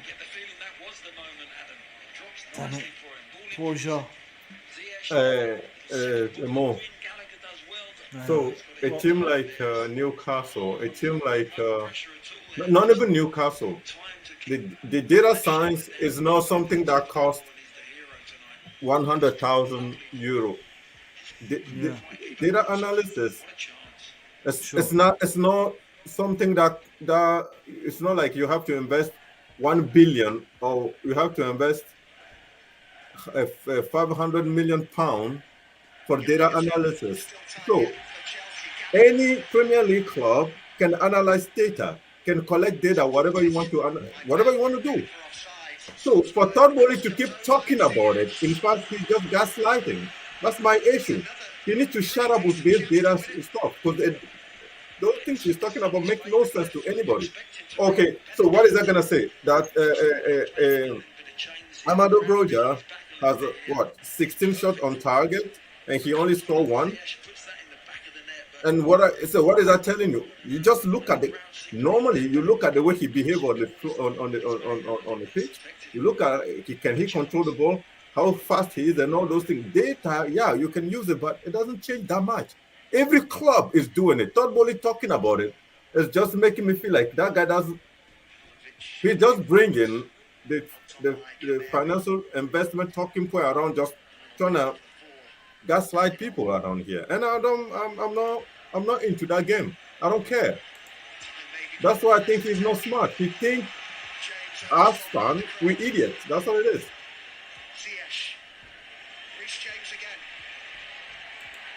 And what he doesn't know is whether you baseball, the market for the baseball is limited into North America or Cuba or all those things. So when a team is rich, you can just grab all the 10 best players in the world and put it in your team and win the league. In Europe, it's not the same. Football is one of the most popular sport in the world. You have to. There's the best player in Africa, best player in each country. There's the best players in South America. There's best player everywhere. So all teams will be competitive. They just have to know how to recruit. But him sitting there talking about we're trying to build something that shut the fuck up, man. Boogie, the game is over. Before I say hello to Julius, let me just switch off the game and say this. Let me take this bloody thing off the screen. Alright. Chelsea 1, Salzburg 1.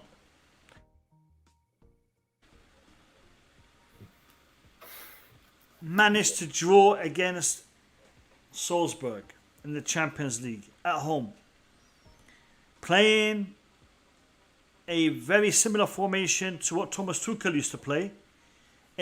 On paper, it looked like it was a back four. In actual fact, he played with a back three. Raheem Sterling was played out wide. The only time he became a threat is when he actually came in and scored. Overall, a poor performance when it comes to our finishing. We were always going to dominate the game. We were always going to have more possession. We were always going to create a lot of chances. But you'd expected us to finish a little bit more, score a couple more goals than that. I could see us conceding. The last 20, 30 minutes of that game, the pressure that we were being put under, you could see that goal coming. And I was saying, it's going to come. We need to fix up. We need to fix up.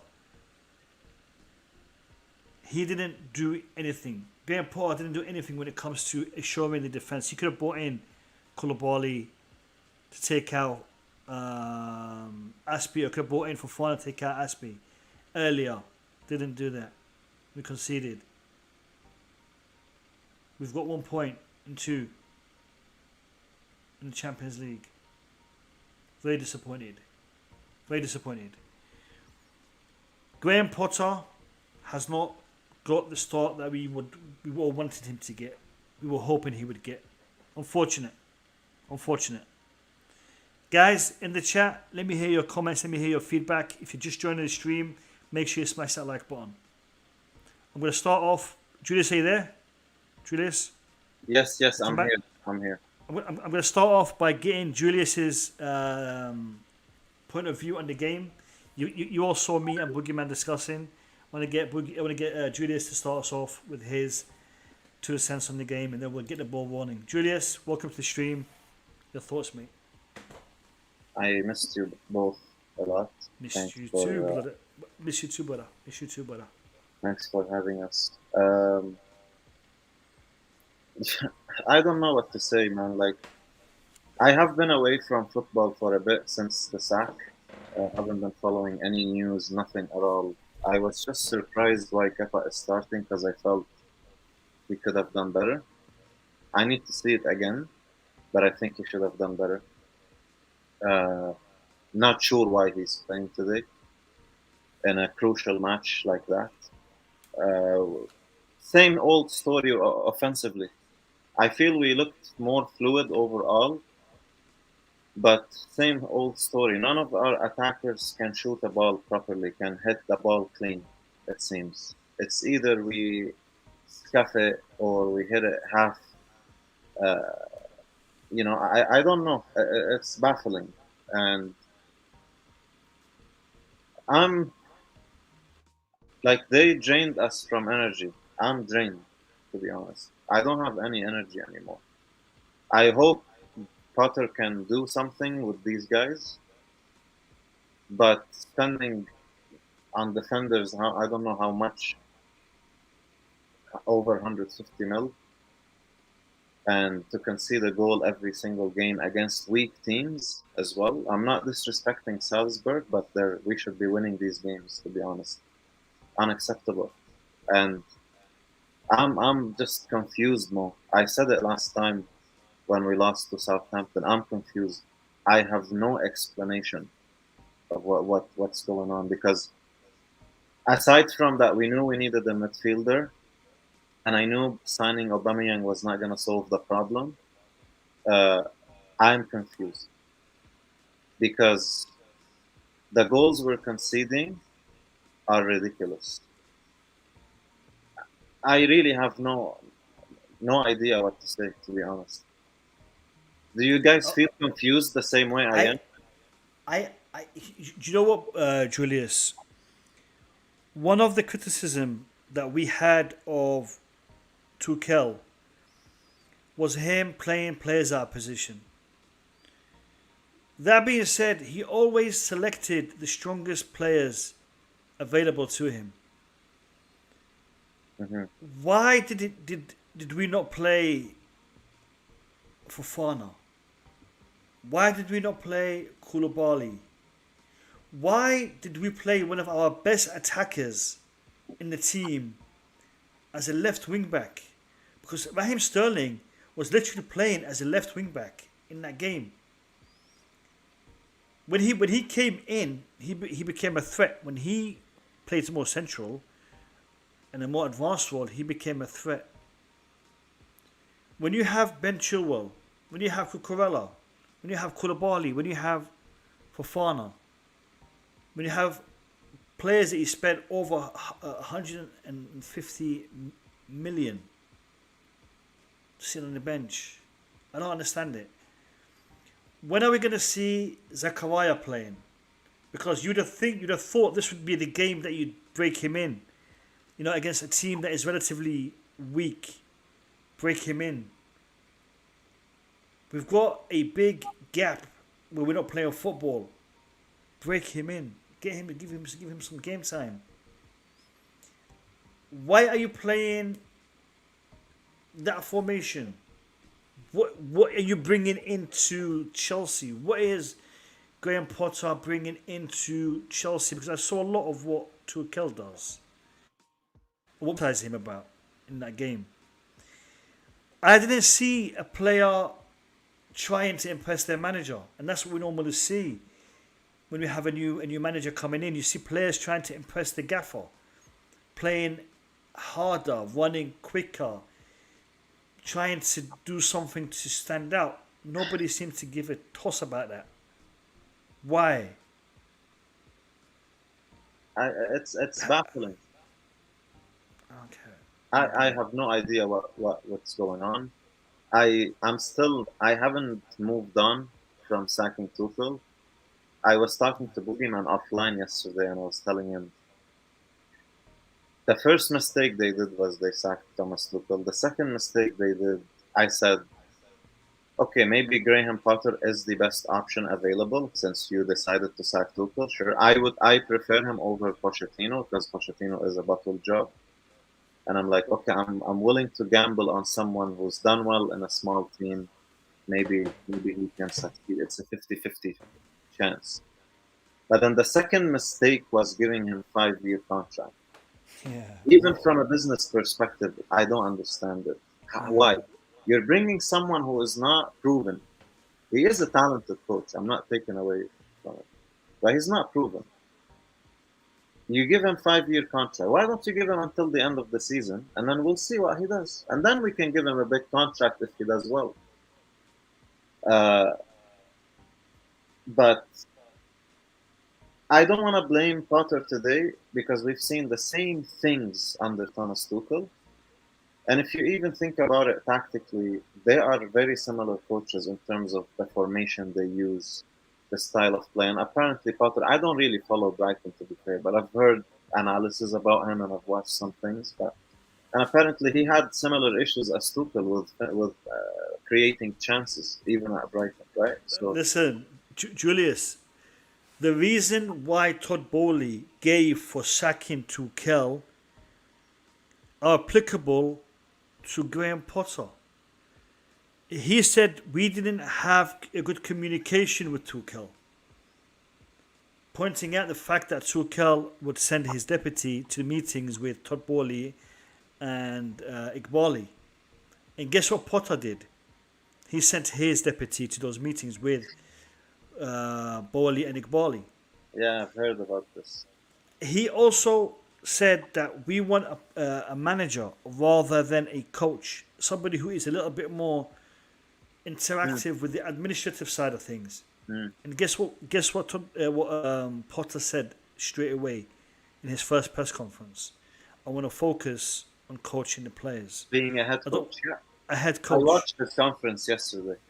So, Yeah, so and you that's you brought in exactly a what I thought, Mo. you Just brought in a person who is who wants to do exactly what Tuchel was doing. The difference is he doesn't have the experience that Tuchel has. He hasn't won the trophies that Tuchel has won. He hasn't managed at the level that Tuchel has managed at. Again, Tuchel is gone. I do not want to, Yeah, my frustration. I mean, I understand Julius say he doesn't want to talk about Todd Bowley. Oh no, Todd. But my point is, why can't he shut up? Like, why he keep talking? Like, every time I listen to that guy, I feel depressed. Like, I,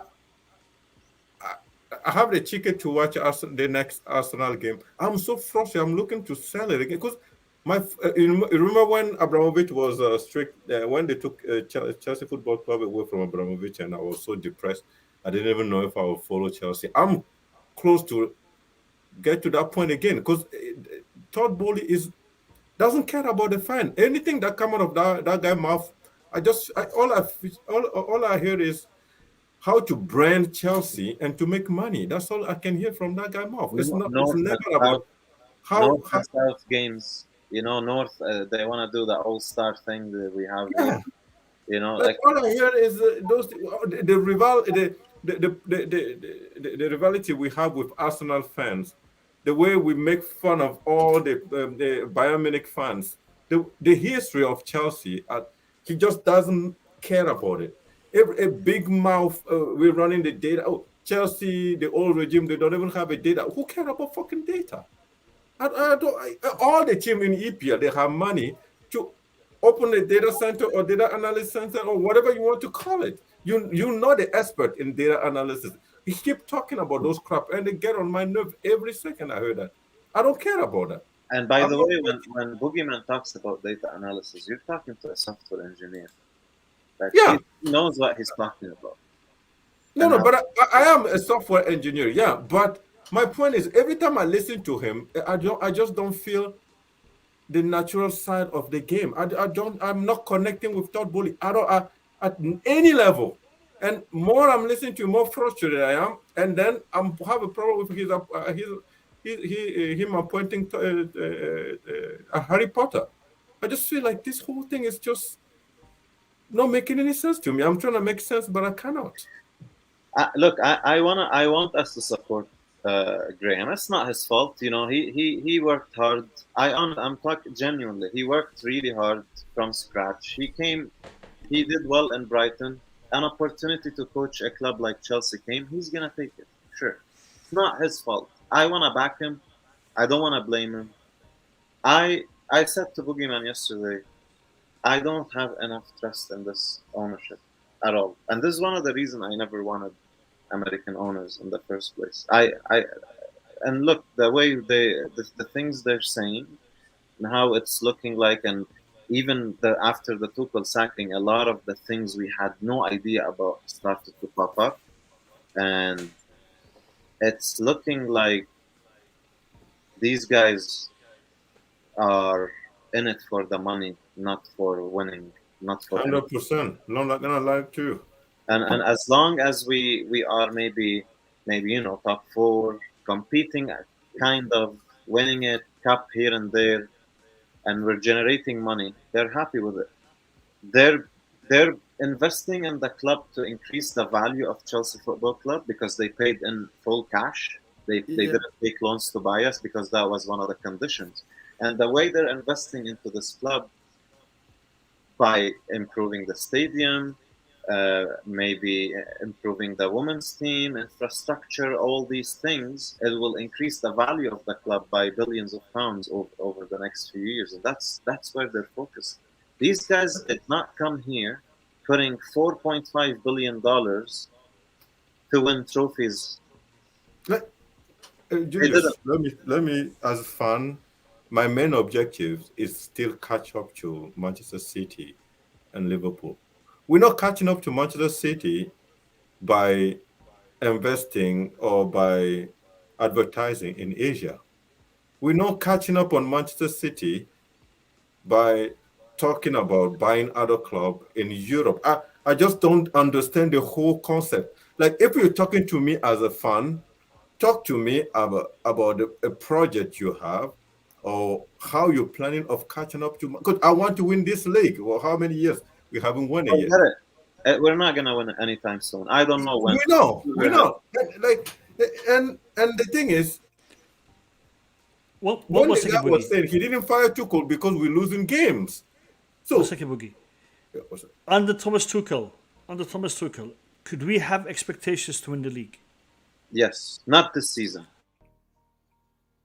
Not this season. Listen, We could be building something for that.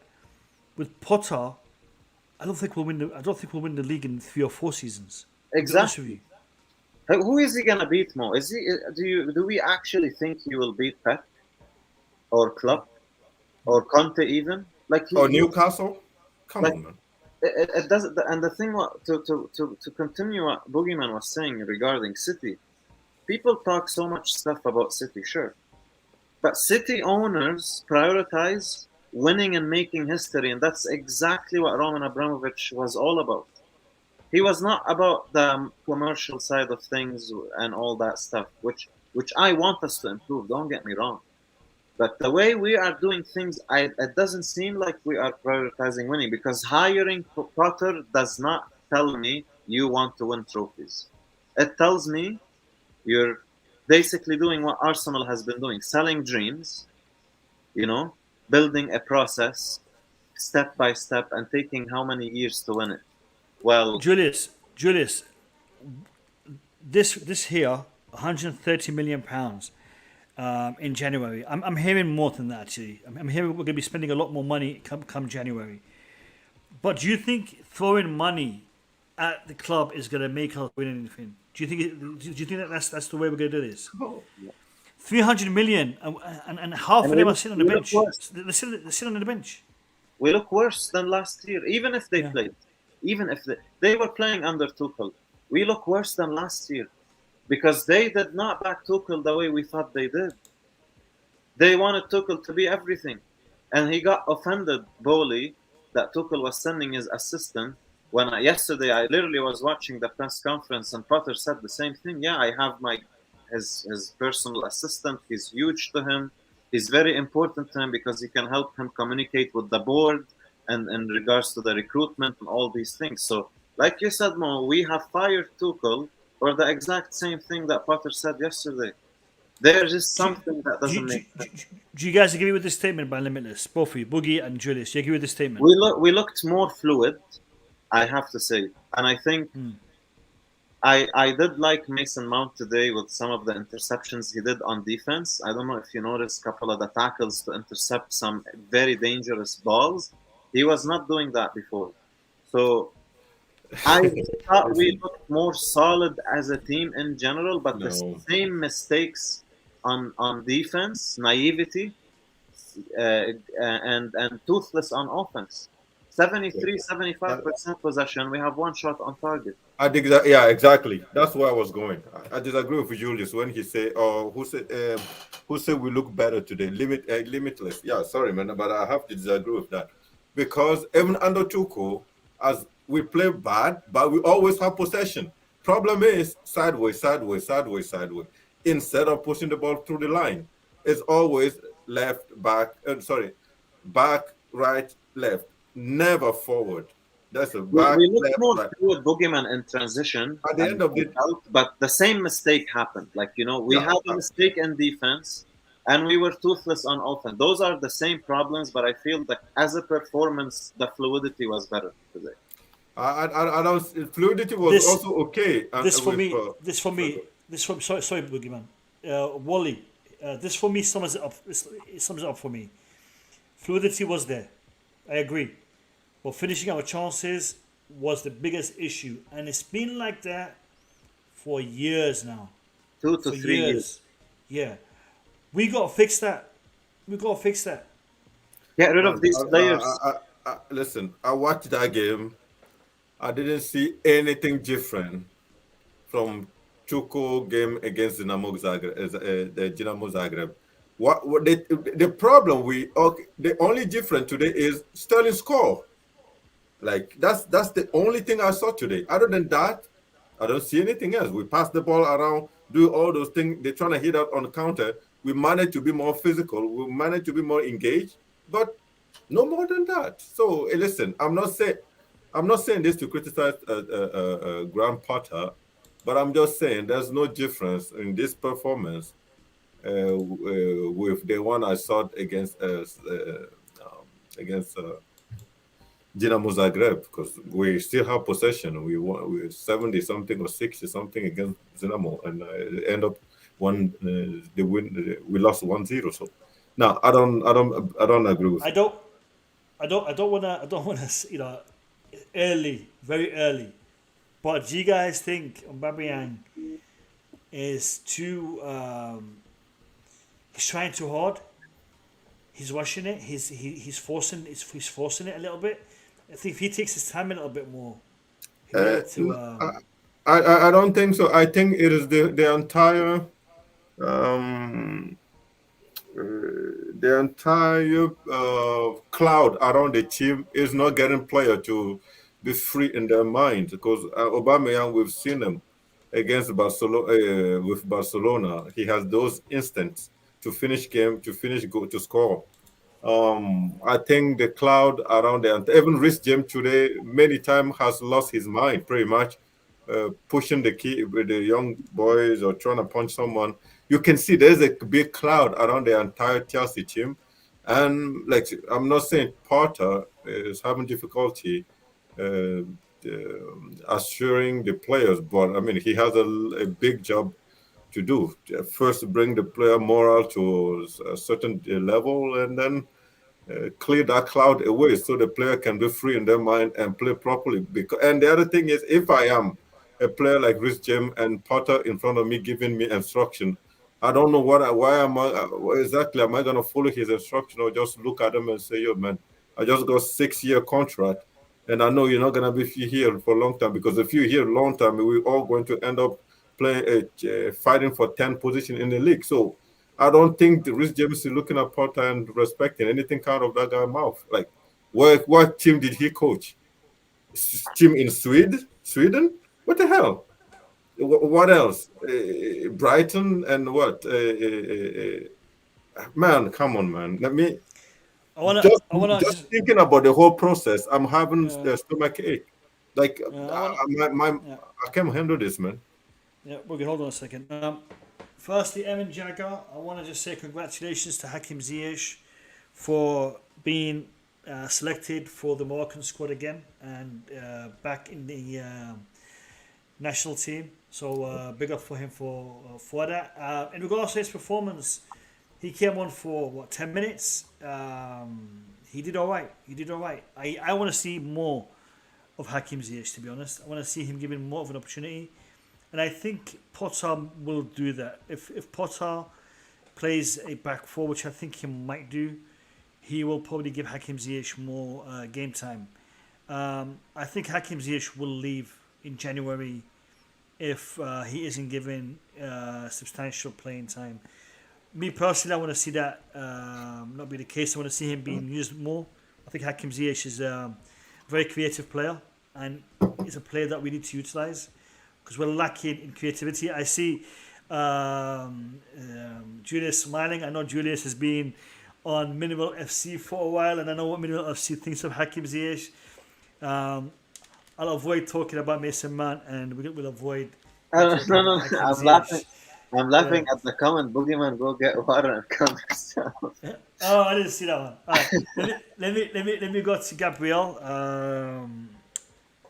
We have ownership. We want who wants managers to be engaged on it.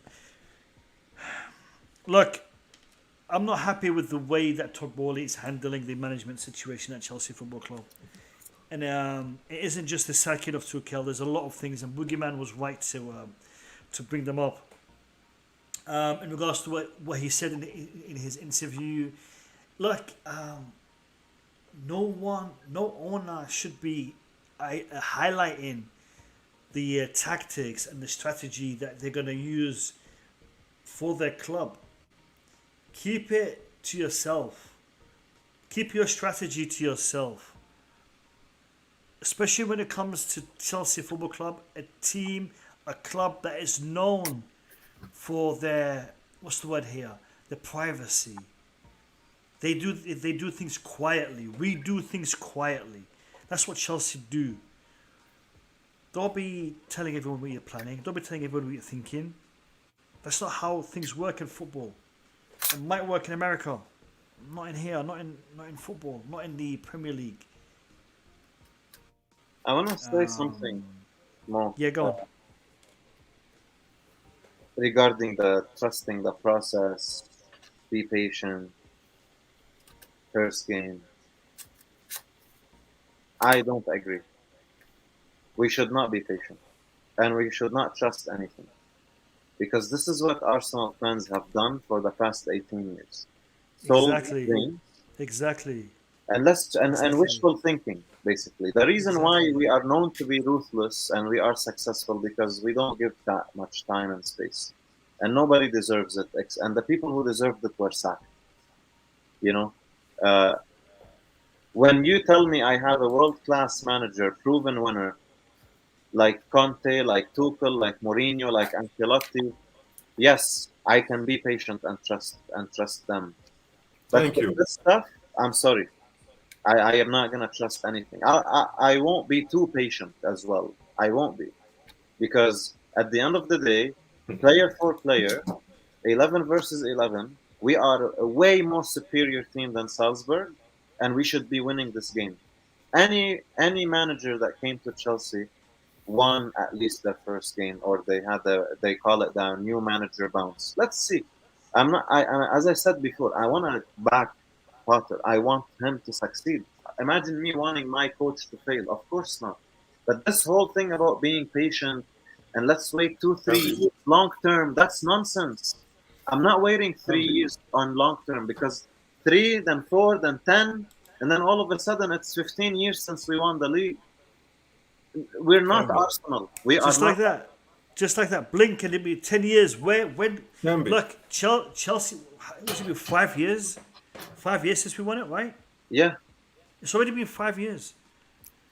And the thing is this, the manager who won us the league is one of the most hated managers right now. And I don't know why that is. We seem to switch, as a fan base, we seem to switch just like that, man. We seem to switch just like that. I'm seeing Gabriel's comment here that we are still stuck with the Roman era. So if you see something wrong, okay, Roman is gone, and you see something wrong, you're willing to accept it now and say, oh, you know what? It's different But era. that's how the process go. No, man, I'm not gonna accept it. I'm not happy they sacked Thomas Tuchel. I'm not happy they signed a manager who doesn't have any experience or successful record at any big club. It's like you bring a junior engineer and you put him in a senior level to do a project management role at a huge No, company. you can't. Does that make sense? Can be as talented as whatever you want. If you haven't managed before big project, you lost. Shit. So look, it's gambling. I used to criticize Roman's era more. Remember, I used to tell you we gambled too much. I still see that this is gambling. I'm not seeing a vision. You're literally gambling. You have zero proof that Potter is gonna be successful. Zero. You're basically hoping based on some statistics and data and analysis, sure, but there is no actual tangible successful proven record that he will be successful at a big club. That's a fact. So we are Just gambling. give me one example of a coach that came from a team like Brighton, a middle table team, and coach a top team and to win the league. And if not, just give me one example of English manager that actually coach one top It's four never team done. and It's win it. never happened. No English manager ever won. Because so people talking about have trust the process or someone is using data. Those are the data. You can only base data onto what you Boogeyman, collected, and it just there's no possibility there. What Boogeyman is problem? wishful thinking. As Like simple as that. exactly, like I mean, Harry Potter, he looks good. I mean, I saw him in his suit today. He looked clean. Like he gave me the vibe of Andres Villas-Boas. Remember that? Looking good, and we thought, okay, this guy is going to be the next big thing. And what happened? He got sad because at one point, player look at him and say, hey, God, man, you have no idea what you're doing. The difference, though, I people, wanna, I wanna, I wanna give some data, to Todd Bowley. The last English manager to win the Premier League was Graham, anybody in the chat? George Graham. No, no, in Premier League, Premier League. Oh, Premier. No, Tell me in the chat if anyone knows who won the Premier. Which English manager won the Premier League? In the chat, let me know. And don't tell me Alex Ferguson because he's Scottish. Okay. No. See, I knew you just said Alex Ferguson. Alex Ferguson is Scottish. English. English. why he's The answer is no English manager has ever won the Premier League. yeah, Premier League No era. one. No English manager No ever one. won. No one. I So thought Todd in Bowley, English that's- history. No. In Premier League, no one. Yeah, No, Premier League has never happened. Top wins. Premier League I'm talking about. No English manager has won the Premier League. 0. That's the stat for Todd Bowley. Now, another question. Which English manager has won the Champions League?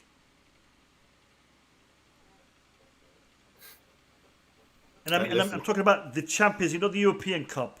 The Champions League. I'll give you that one as a zero. I'm just Zero. guessing at this point. Zero. No. Which English manager even won the European Cup or World Cup? Was it English? No, I don't think so. I'm not sure. But World Cup, we've won the World Cup once. with who? Who As was a manager? back then? I can't Who was remember his manager? name. It must have been English. Back in them days, it was Brexit FC, and so it was the English manager. I don't know. I don't know who it was. But Dalglish has won the. I mean, not the Premier League. They didn't Won win the Premier League. Premier League. When did Dalglish win the Premier League? Champions League?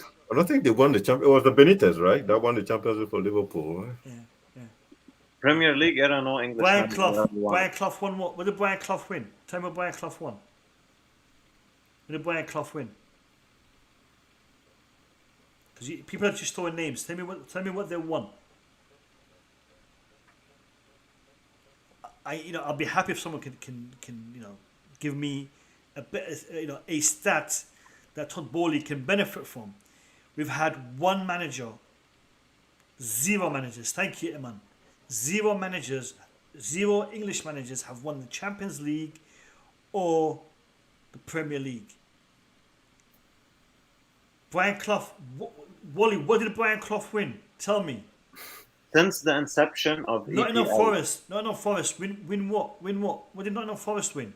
Yeah, but European Nottingham Cup. Forest, Thank you. that was Champions Thank League, you. right? Not the Champions League version. I'm talking about the Champions League. This format, this tournament. Nottingham Forest won the European Cup twice, but not the Champions League. Okay? So that's what I'm talking about. We need Todd Bowley to understand. You've made a bad decision there, mate. I want the best for Graham Potter. I want him to be the first ever English manager to win the Premier League. I want him to be the first ever English manager to win the Champions League. That's a lot to ask, though, isn't it? Well, Hey, listen, people. Bobby Hey, listen. Fairway, we're just giving the wheel No, of no, the sport. no. Man them on Google now. Type in Google, English manager. Google it. Just keep on googling, boys. Keep on googling. And you know what? When you get something, send it to Todd Bowley. Let him find out. Because it takes you must to be googling and trying to figure something out. We haven't done this, Bob. No, but this is In the scary. League What's Two. happening, man? Oi, London Box. What league did he win? Was it the Premier League or was it the old school Division One? English League, Division maybe. One. English Division One, man. That's where he won. Yes, English yes, Division exactly. One. He may have Premier won the League, man. He may have won the Champions League. He may have won the new Champions League version. Bob Paisley. Who won it? Who won it? But Bob Paisley, I think he won the Champions League, the new version, but he didn't. Did He's he? never won the league. Blackburn No, Rovers. Blackburn Rovers. Dalglish won the Premier League with Blackburn Rovers. That would have been the very first one. Doesn't count. Doesn't 91. count. Yeah, it's the very first one. Yeah, that doesn't count. Doesn't count. Did it? Was it? Was it? I Was think it? it was. Yeah, Was it? Was it Dalglish? I think it was. Dalglish. They won. Yeah, but listen. Thank you very much. Thank you very much. What nationality is Dalglish? It doesn't matter though. It does. It Yeah, doesn't no. matter. Oh, he's Scottish, yeah. He's Scottish. Yeah, he's Scottish. Yeah, he's Scottish. Then forget about it, man. The question Forget is about it. English. So my point is my point still stands. Anyway, it's not about that. It's not about that. The point I'm trying to make is this: you are trying to win something in a very, very difficult manner. You had a person, proven he's won titles, and he had the fan base behind him. Just look at the reaction of the fan base. Everyone and their dog was unhappy that day. We were all shocked. I seen girls crying on Twitter, literally. Mans are still recovering on Twitter. It isn't funny. It isn't fair, man. Why you do that? Why you do that? What did Tuchel do? I mean, he wasn't perfect. No one's saying he's perfect. I criticized him bare times. Everyone on this panel has criticized him bare times. Oh yeah. Come on, man. Seriously? Sacking him? I don't know. It's just the whole Tuchel, Todd Bowley telling Tuchel how to select the team, or Todd Bowley asking Tuchel to justify the selections, and no top level coach will allow that. So I'm pretty sure those are the reason why he let him go, because that's the only thing I can see, because you cannot give that much money to a coach in the transfer window, £300 million, and then sack him and then you say, oh, it's letting Tuchel go it has nothing to do with losing a game or winning game. It's just he doesn't have the same vision. And then when you explain your vision, it has nothing to do with football as we know it. It has nothing to do with what we fans expect from our club.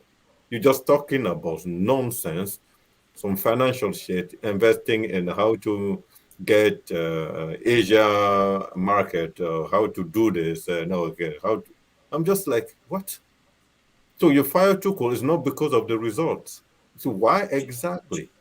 Boogeyman, two comments I want to highlight. And by the way, guys in the chat, I really love your comments.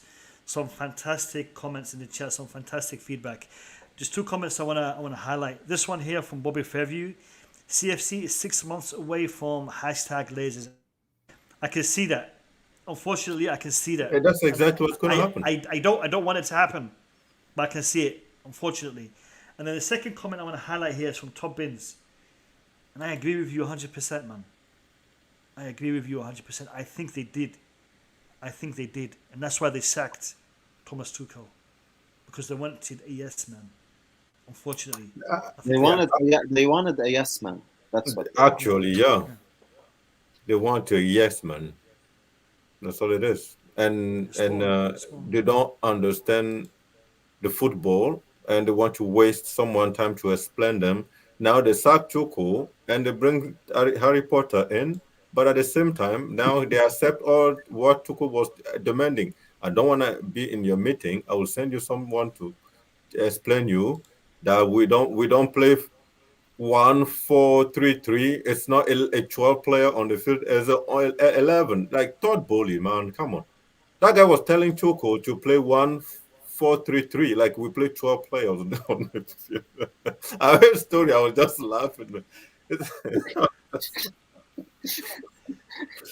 He think okay, he think the other team will accept to have 11 and we can just fill 12 players. That guy is just fucking. Well, I'm It's scary to be honest. Like it's honestly scary. I don't know. I just don't want our fans to be uh, selling themselves dreams and buying into this all this nonsense. Uh, oh, let's be patient. no. It's gonna take a couple of years to build this team. No, no, no, no, no, no. It doesn't take years to build a team. What matters at the end of the day is winning trophies, and you can build dynasties while you win trophies. And this whole thing about give him time, give him, it's he needs to build the squad the way he wants. I'm not hearing it. I'm not hearing it because when we had a world class manager who gave everything to the club, who actually loved the club, we got rid of him when we should have got some of the players that didn't want to be here in the first place, and they're not performing on the highest level. So I'm not gonna be patient, and more like the thing is, people will have to realize that you have to keep the owners under the hook, basically on check, because the moment we let it go, bid farewell. Julius, the thing is this: we need to distinguish between Roman Abramovich and this dude, Todd Bowley. You see, with Roman, we trusted the process. We could say that. We would accept a transfer window without with one transfer or zero transfers. We could accept it because we know Roman Abramovich has a plan, has an idea, has a vision. All right, this dude has just spent 300 million in one transfer window, and we are all pissed at him. The thing is this: Todd Bowley needs to earn our trust and needs to show that he is as passionate and as committed as the previous guy. You see, Roman Abramovich, we didn't trust him like that. It took time. It took time for him to prove himself. But when he did, we sat back and we let him do what he wanted to do, and we watch this guy. He's already started on a very very bad footing. I know he wanted to clear house. He wanted to have his own people in the club. But there are elements there that you could have worked with. I have a feeling, and I know Petr Cech quit and he left. I don't think Petr Cech left. I think Petr Cech was pushed out, forced out. Yeah. Now, Petr Cech is not a player. It's not a person. It's not an individual that you force out of Chelsea Football Club. Yeah, listen. TT, same thing. What Todd Bowley is doing, and this is what I'm talking about in regards to the numbers. They don't tell you the full picture. Todd Bowley, do what you want to do, but there's certain things that you have to be careful when you're addressing. When you have a manager that has a great rapport with the team, with the players, with the fans, work with him. Don't, because right now he's playing into the hands of player power. And do you know what? Emma Hayes needs to be careful. Emma Hayes needs to be careful. Because she could be the next one. Communication is an issue. I Communication don't is think an women issue. football. If women football is bringing that much money for her position to be under any threat, so I don't think it will be a problem for her to keep her job. And if Personality, you, boogeyman. Emma Hayes has got a great personality. She has a great rapport with the fans. They don't like that shit, man. Yeah, I know. Yeah, but listen, I like to answer Declare when he said we're collecting or amassing young talent so we can build on. It doesn't work in football. Like 3 years is a maximum you can keep a team together. If you don't bring competition in it, they're not gonna improve unless you decided to just even Messi at Barcelona is just one generational talent, and he was at the right place at the right time with the right manager. I'm pretty sure the same Messi, if he was playing under Mourinho, he will not have the success he has. So all those things, the American template or the American way of building team, it's never gonna work in Europe. In football, no, never, never. It's all coincidence. It's not. It's just the way. Oh, we're going to put this young player today. Bring the next one today. All our youth in our academy, at one point in their career, they were thought to be one of the best in their position. At the end of the day, as soon as we allow them to enter first team, something missing. They're not there. So that's football. That's why football is so random. It's not really a scientific. You cannot predict everything with football. It's just not it doesn't work that way. And the market in Europe, in US, is restrained to US. It's not like the entire football is the most popular sport in the entire world. Like it's all the 5 continents. You can recruit from every place in the world. So it's just not possible to build something exceptional just at Chelsea. All the other teams also are scouting around. It's not gonna work. Like all those pretty word, putting word together, make a grammatical sound, and make it sound like you're selling something for the 22nd, 23rd, 28th centuries. No, it just doesn't work. Whatever thought and declare are saying now, it doesn't fit any model. I'll tell you that.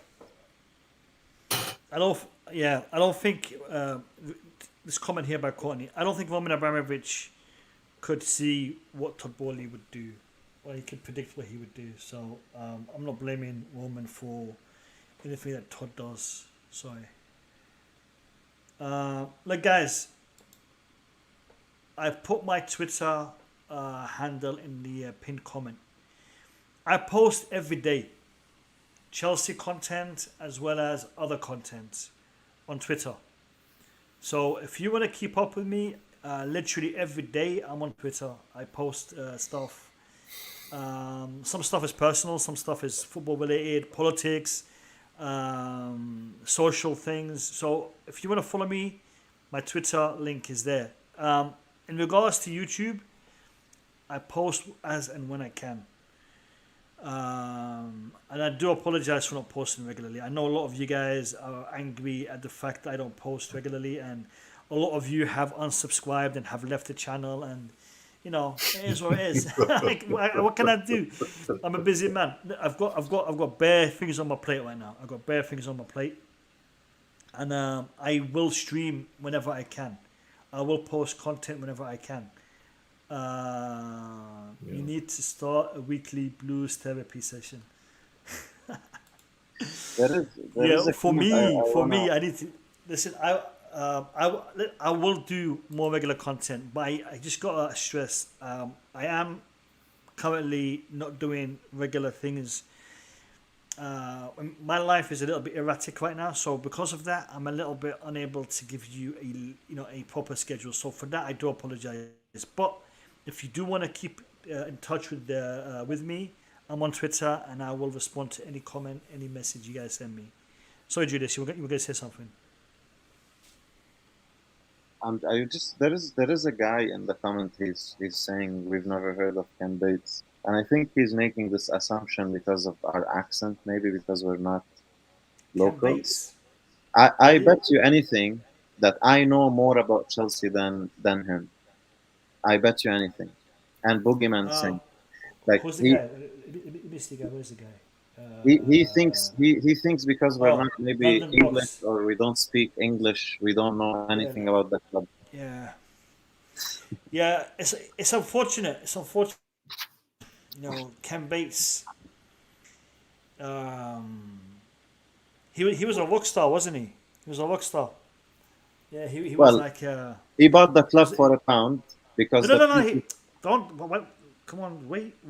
Don't tell it. Don't say it. He was a rock star in it. He was a rock star, and he had a fling with yeah. Ken Bates bought the club for a pound, man.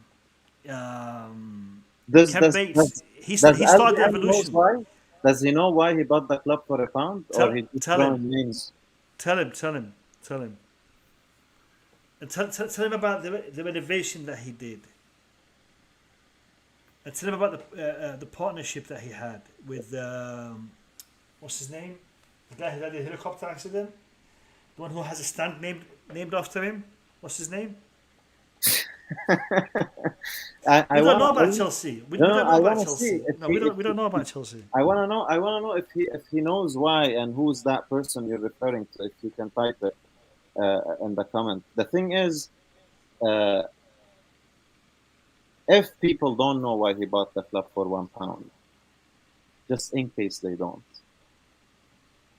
the previous owners, which were the founders of the club, they decided to take huge financial loans to renovate the stadium and to expand it, and that destroyed Chelsea basically at the end of it. We almost went bankrupt. And that is one of the reasons Chelsea went through a very dark period uh, in the 80s and went to and got relegated. A lot of the early success we had when we won the league the first time and we won the couple European trophies, and then the downhill started because of the financial burden that was put on the club, which was very unfortunate. Chelsea actually, the reason it was established in London was meant to be the main club in London, and if you look at the area, you're local more, you know more. It's the best area in London, you know.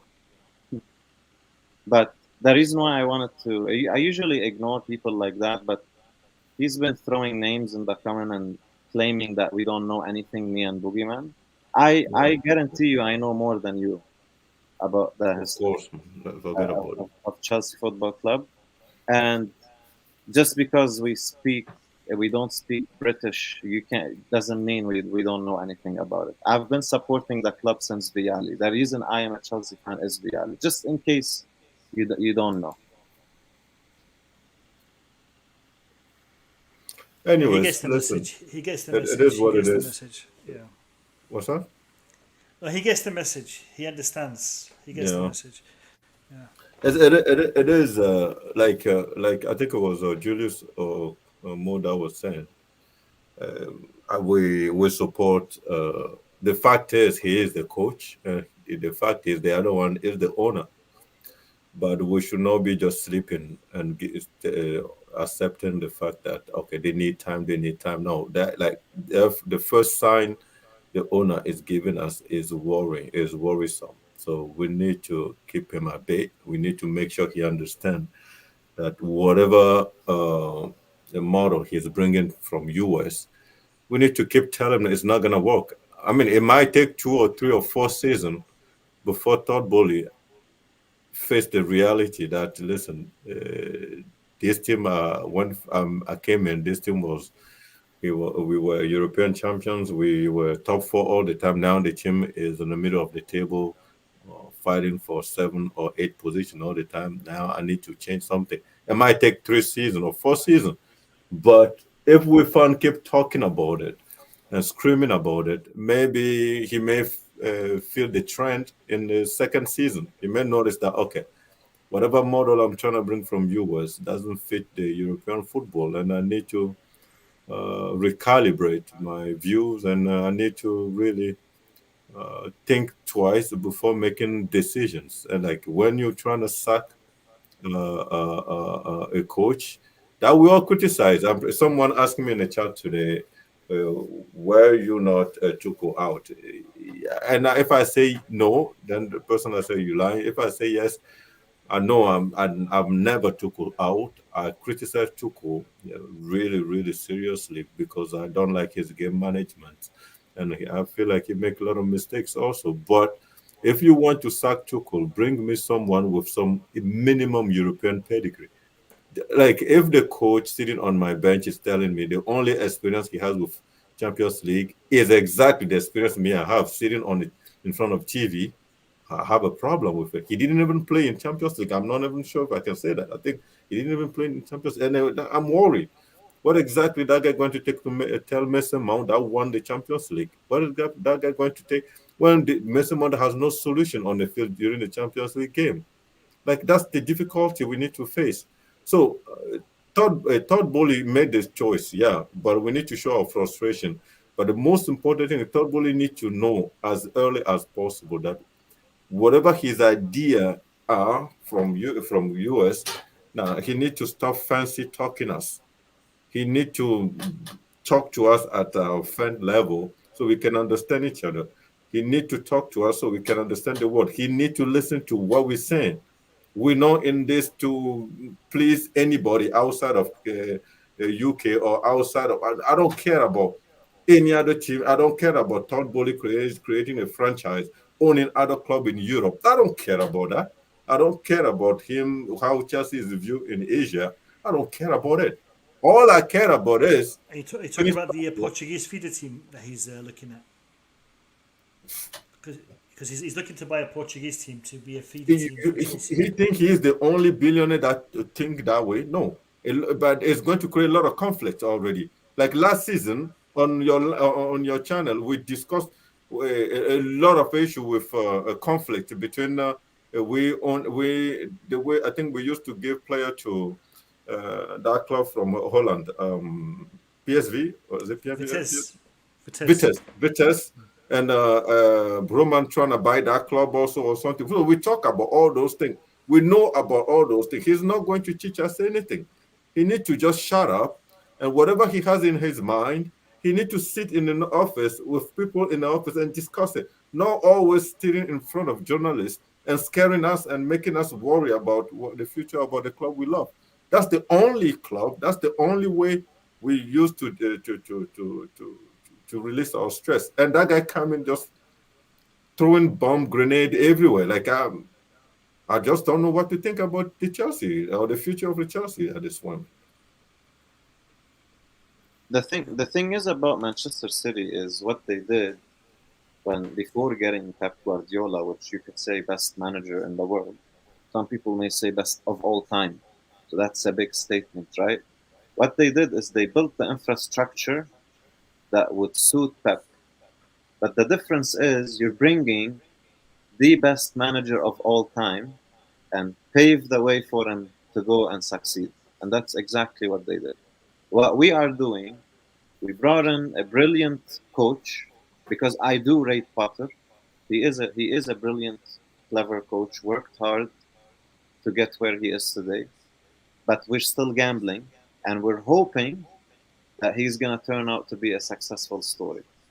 But for me, my what I think is I highly doubt the owners care much about winning trophies. I think what they're trying to do is maybe establish Chelsea as a consistent top four team. If we win something, it's a bonus. If we don't win something, it's okay. We're still making money. We're still investing in the club and increasing the value of the club. Because if you purchase a property or you purchase an asset and you improve that asset infrastructure, whatever it is, you improve, especially if you pay in cash. That asset, if you bought it for 500,000, you spend 30,000 on renovation, 50,000, it's worth 650, let's say, or 600. You made profit. That's exactly what they're trying to do. So I don't want to draw conclusion right away now, but when I hear the owner talking about North versus South all-star game to make 200 million pound or more because that's what they did in the US. When I see how he sacked Thomas Tuchel, when I see how he was telling Thomas Tuchel almost how to manage the team, I'm starting to have very serious question mark and serious red flags raised. A lot of the people may not like what we're saying today. Sure, it's your opinion, but you will see in the future that hopefully I'm wrong, but you will see that we were right. Hopefully I'm wrong. Yeah, someone asked me if I wanted Poch or Potter, a CFC Blue. Listen, I will pick Pochettino over Potter every day. Like uh, I don't even think it's a question we should be asking. Chelsea is a top European football team. Just the fact that I can call Chelsea a top European football team, whoever coach Chelsea has to have some European pedigree, has to have something, has to coach at a high top level. So Pochettino for me over Potter any days. And pick me any other coach in the league Uh, or anywhere that that's where I disagree with you, Boogeyman, because first of all, I do not want a Spurs. No way. And he's a bad listen. job. Okay, He's okay, Spursy. let me finish this. Before you finish this, let me see. If the choice was not, let's say, forget about that, the fact that Tuchel was was fired, and then I was asked, who do you want to replace Tuchel?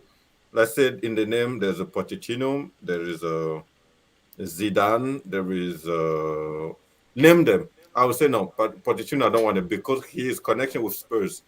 But once our owner went pick up someone like Harry Potter who has no experience, then I'd rather have Pochettino than. Jose Mourinho. I He would listen. have came back. He I would don't come back. mind Jose Mourinho at this time, man. He Harry managed Potter. Spurs. He managed What's that? Spurs. He Manchester United. Listen, is it me or okay? Can you? I didn't hear the question. Sorry. He was telling you Jose Mourinho managed Spurs and United.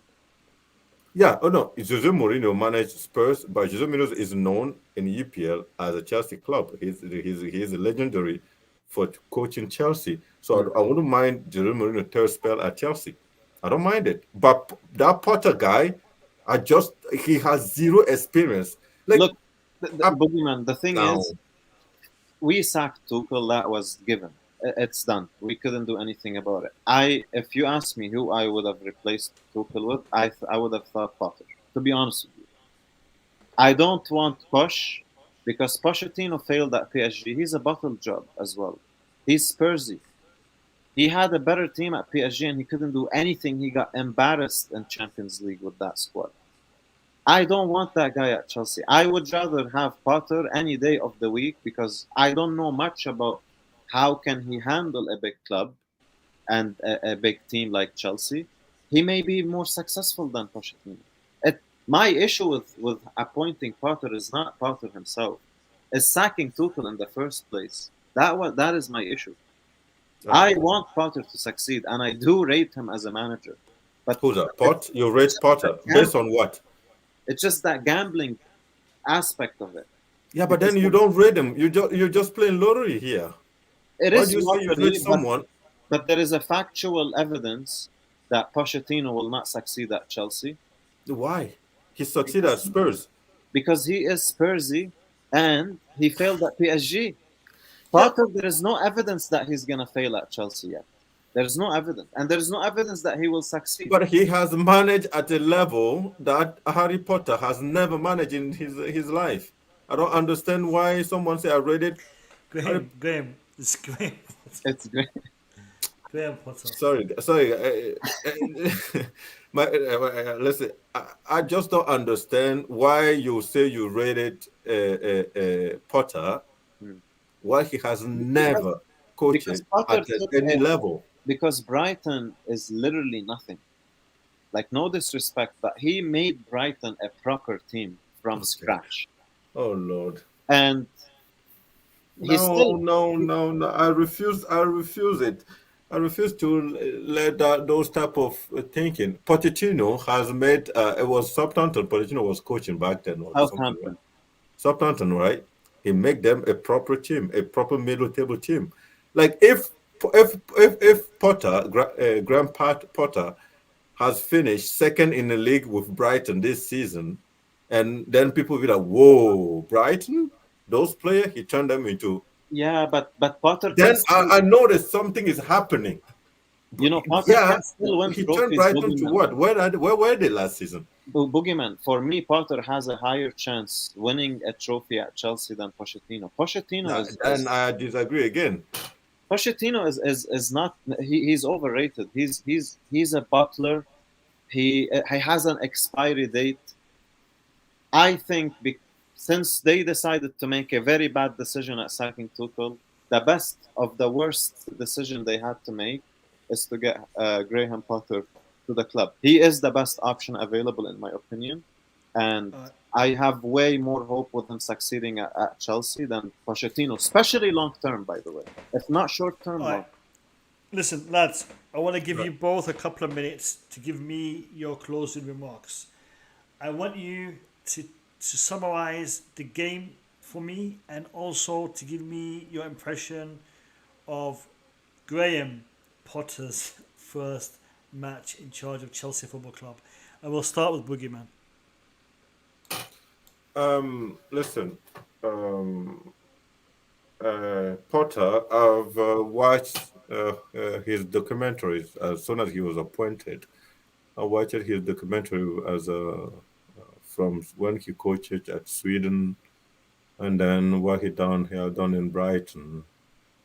Yeah, it is a story to tell, but it's not enough to coach Chelsea.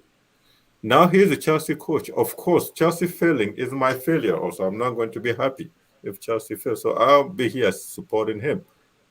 But again, as a Chelsea fan, we need to make sure that we need to remember that Potter has 5 years contract. Doesn't mean we just have to be patient. We have to hold him accountable. When it's not going, he has to go. I know I'm not going to be sitting here waiting for Potter or giving a chance for Potter 3 years for us to build something exceptional, because football is not about 5 years. It's all a cycle of 2, 3 years maximum. If we don't win it, then the team goes down. The performances start going down on the second or third year. We know what it is, football, European football. So this whole talk about long term, come on, doesn't happen. I was going to say Harry Potter. Potter is no Pep Guardiola with experiences or with some tactical genius minded. No, he's not. His coach, he is a okay manager, but he's not a top manager. So that guy needs to be kept at bay. We need to keep pressure around him so he knows that if you cannot handle the heat in the kitchen, just move on. Just get out of the kitchen. Handle your um, just get out. That's all it is. If you can't, just get out. And when it comes to today games, listen. Am I going to sit here and say we play good? No. Same old, same old. I didn't see anything different. People say there is some physicality, or people, the player were a little engaged. Yeah, maybe, but I just didn't see anything. But I'm not blaming Potter for it, because what, he coached the team for what, 10 days or what, 7 days. So um, whatever stamps or whatever strategies or whatever idea he's bringing to the team is not in it yet. So I'm giving him time to do whatever he knows to do. But if you ask me today, where do you see Chelsea in 2, 3 years under Potter? I'll tell you, we'll be 7, 8 position. That's all. We're going to be the next Brighton. That's all it is. All right. Thank you, Boogeyman. Let me bring in Julius. Julius, how do you rate the first game for Graham Potter and moving forward? I think, as Boogeyman said, I didn't see any difference when it comes to the attack. We're still toothless. We're not dangerous. We're not clinical at all. Same old with the defense. We made a mistake. We conceded a goal. I think what's it called? Kepa should have done better, in my opinion. Um, in terms of the overall performance, I think we looked better overall. We looked more fluid in transition with keeping the ball. I felt there was more. The pressing was more effective. We looked more dominant. We were getting dominated against Southampton, for example, last time. Even in some patches, we were dominated by Dinamo Zagreb. So we looked more dominant and fluid today overall. But same old mistake, and that's not Graham Potter's fault. He inherited a squad that has a lot of players that are either deadwood or do not want to be at the club. And uh, let's hope for the best. I want Potter to succeed. I think he's a very good manager, and hopefully he can build a name at Chelsea, man, and prove himself, prove his worth, because he's highly rated in England, and I just want to see that. You know, the only thing though, I'm not gonna be saying, "Oh, I trust the process and I'm gonna wait for 3 to 5 years to win a league." I'm not having it this way because we're not Arsenal. We are Chelsea Football Club, and we are the pride of London for a reason. We don't say pride of London and then act like Arsenal fans and sell ourselves dreams. No, but I have high expectations of Graham Potter. I think he's the best available, one of the best, probably the best English manager out there. So yeah, no, hopefully we do get better over the season. And the one thing, Mo, that I don't know if you guys said it before. Don't forget he took the team in a short notice. He's still trying to figure out the starting 11. So this is where I would say I wanna give him time to figure out the formation, the squad, who's good, who's bad, who's putting in the work from these players, and we'll see how it goes. But I have high expectations because I do rate that manager. So Yeah. Yeah. Cheers, Julius. Thank you very much for your time. Appreciate it, brother. Have a good one. Take care, Julius. All right. All right. Well, I agree with both Boogeyman and Julius, and I know it's a bit difficult to combine both ways of thinking, but the performance today wasn't great. The result today wasn't great. However, that being said, I think Potter needs time. Potter needs time. Literally just started at his job at Chelsea Football Club. And it's a step up. It's a step up from where he was to where he is. And he said that. He's admitted that. He's admitted that where he is now, it's a different game to where he was a few days ago. He has a lot to learn. He has a lot of changes to make. For us to expect him to do them straight away and to be successful in doing them straight away, it's a little bit ambitious. It is going to take him a minute. I wish him all the success in the world. I want to see Graham Potter win the Premier League. He won't win it this year. He might not win it next year. But hopefully he can. He's a good manager. He's definitely a good manager. But is he quality that we want? That we deserve? Time will tell. Not happy about the performance, not happy about the result, but it's a build. And it's a build that Todd Bowley is instigating. Let's see what happens at the end. Let's see how it pans out at the end. We all want to see the success of Todd Bowley and Graham Potter because their success is our success and their failure is our failure. We don't want to fail. But like I said, it's not going to be an easy ride. It's not going to be smooth sailing. Guys, thank you for all of you for being here, for watching the stream. If you haven't hit the like button, do it, please. If you haven't subscribed, do it, please. If you're not following me on Twitter, again, follow me on Twitter. Please, appreciate it. Have a good day, people. I will see you in my next stream. Take care of yourselves. Up the chills. And peace out.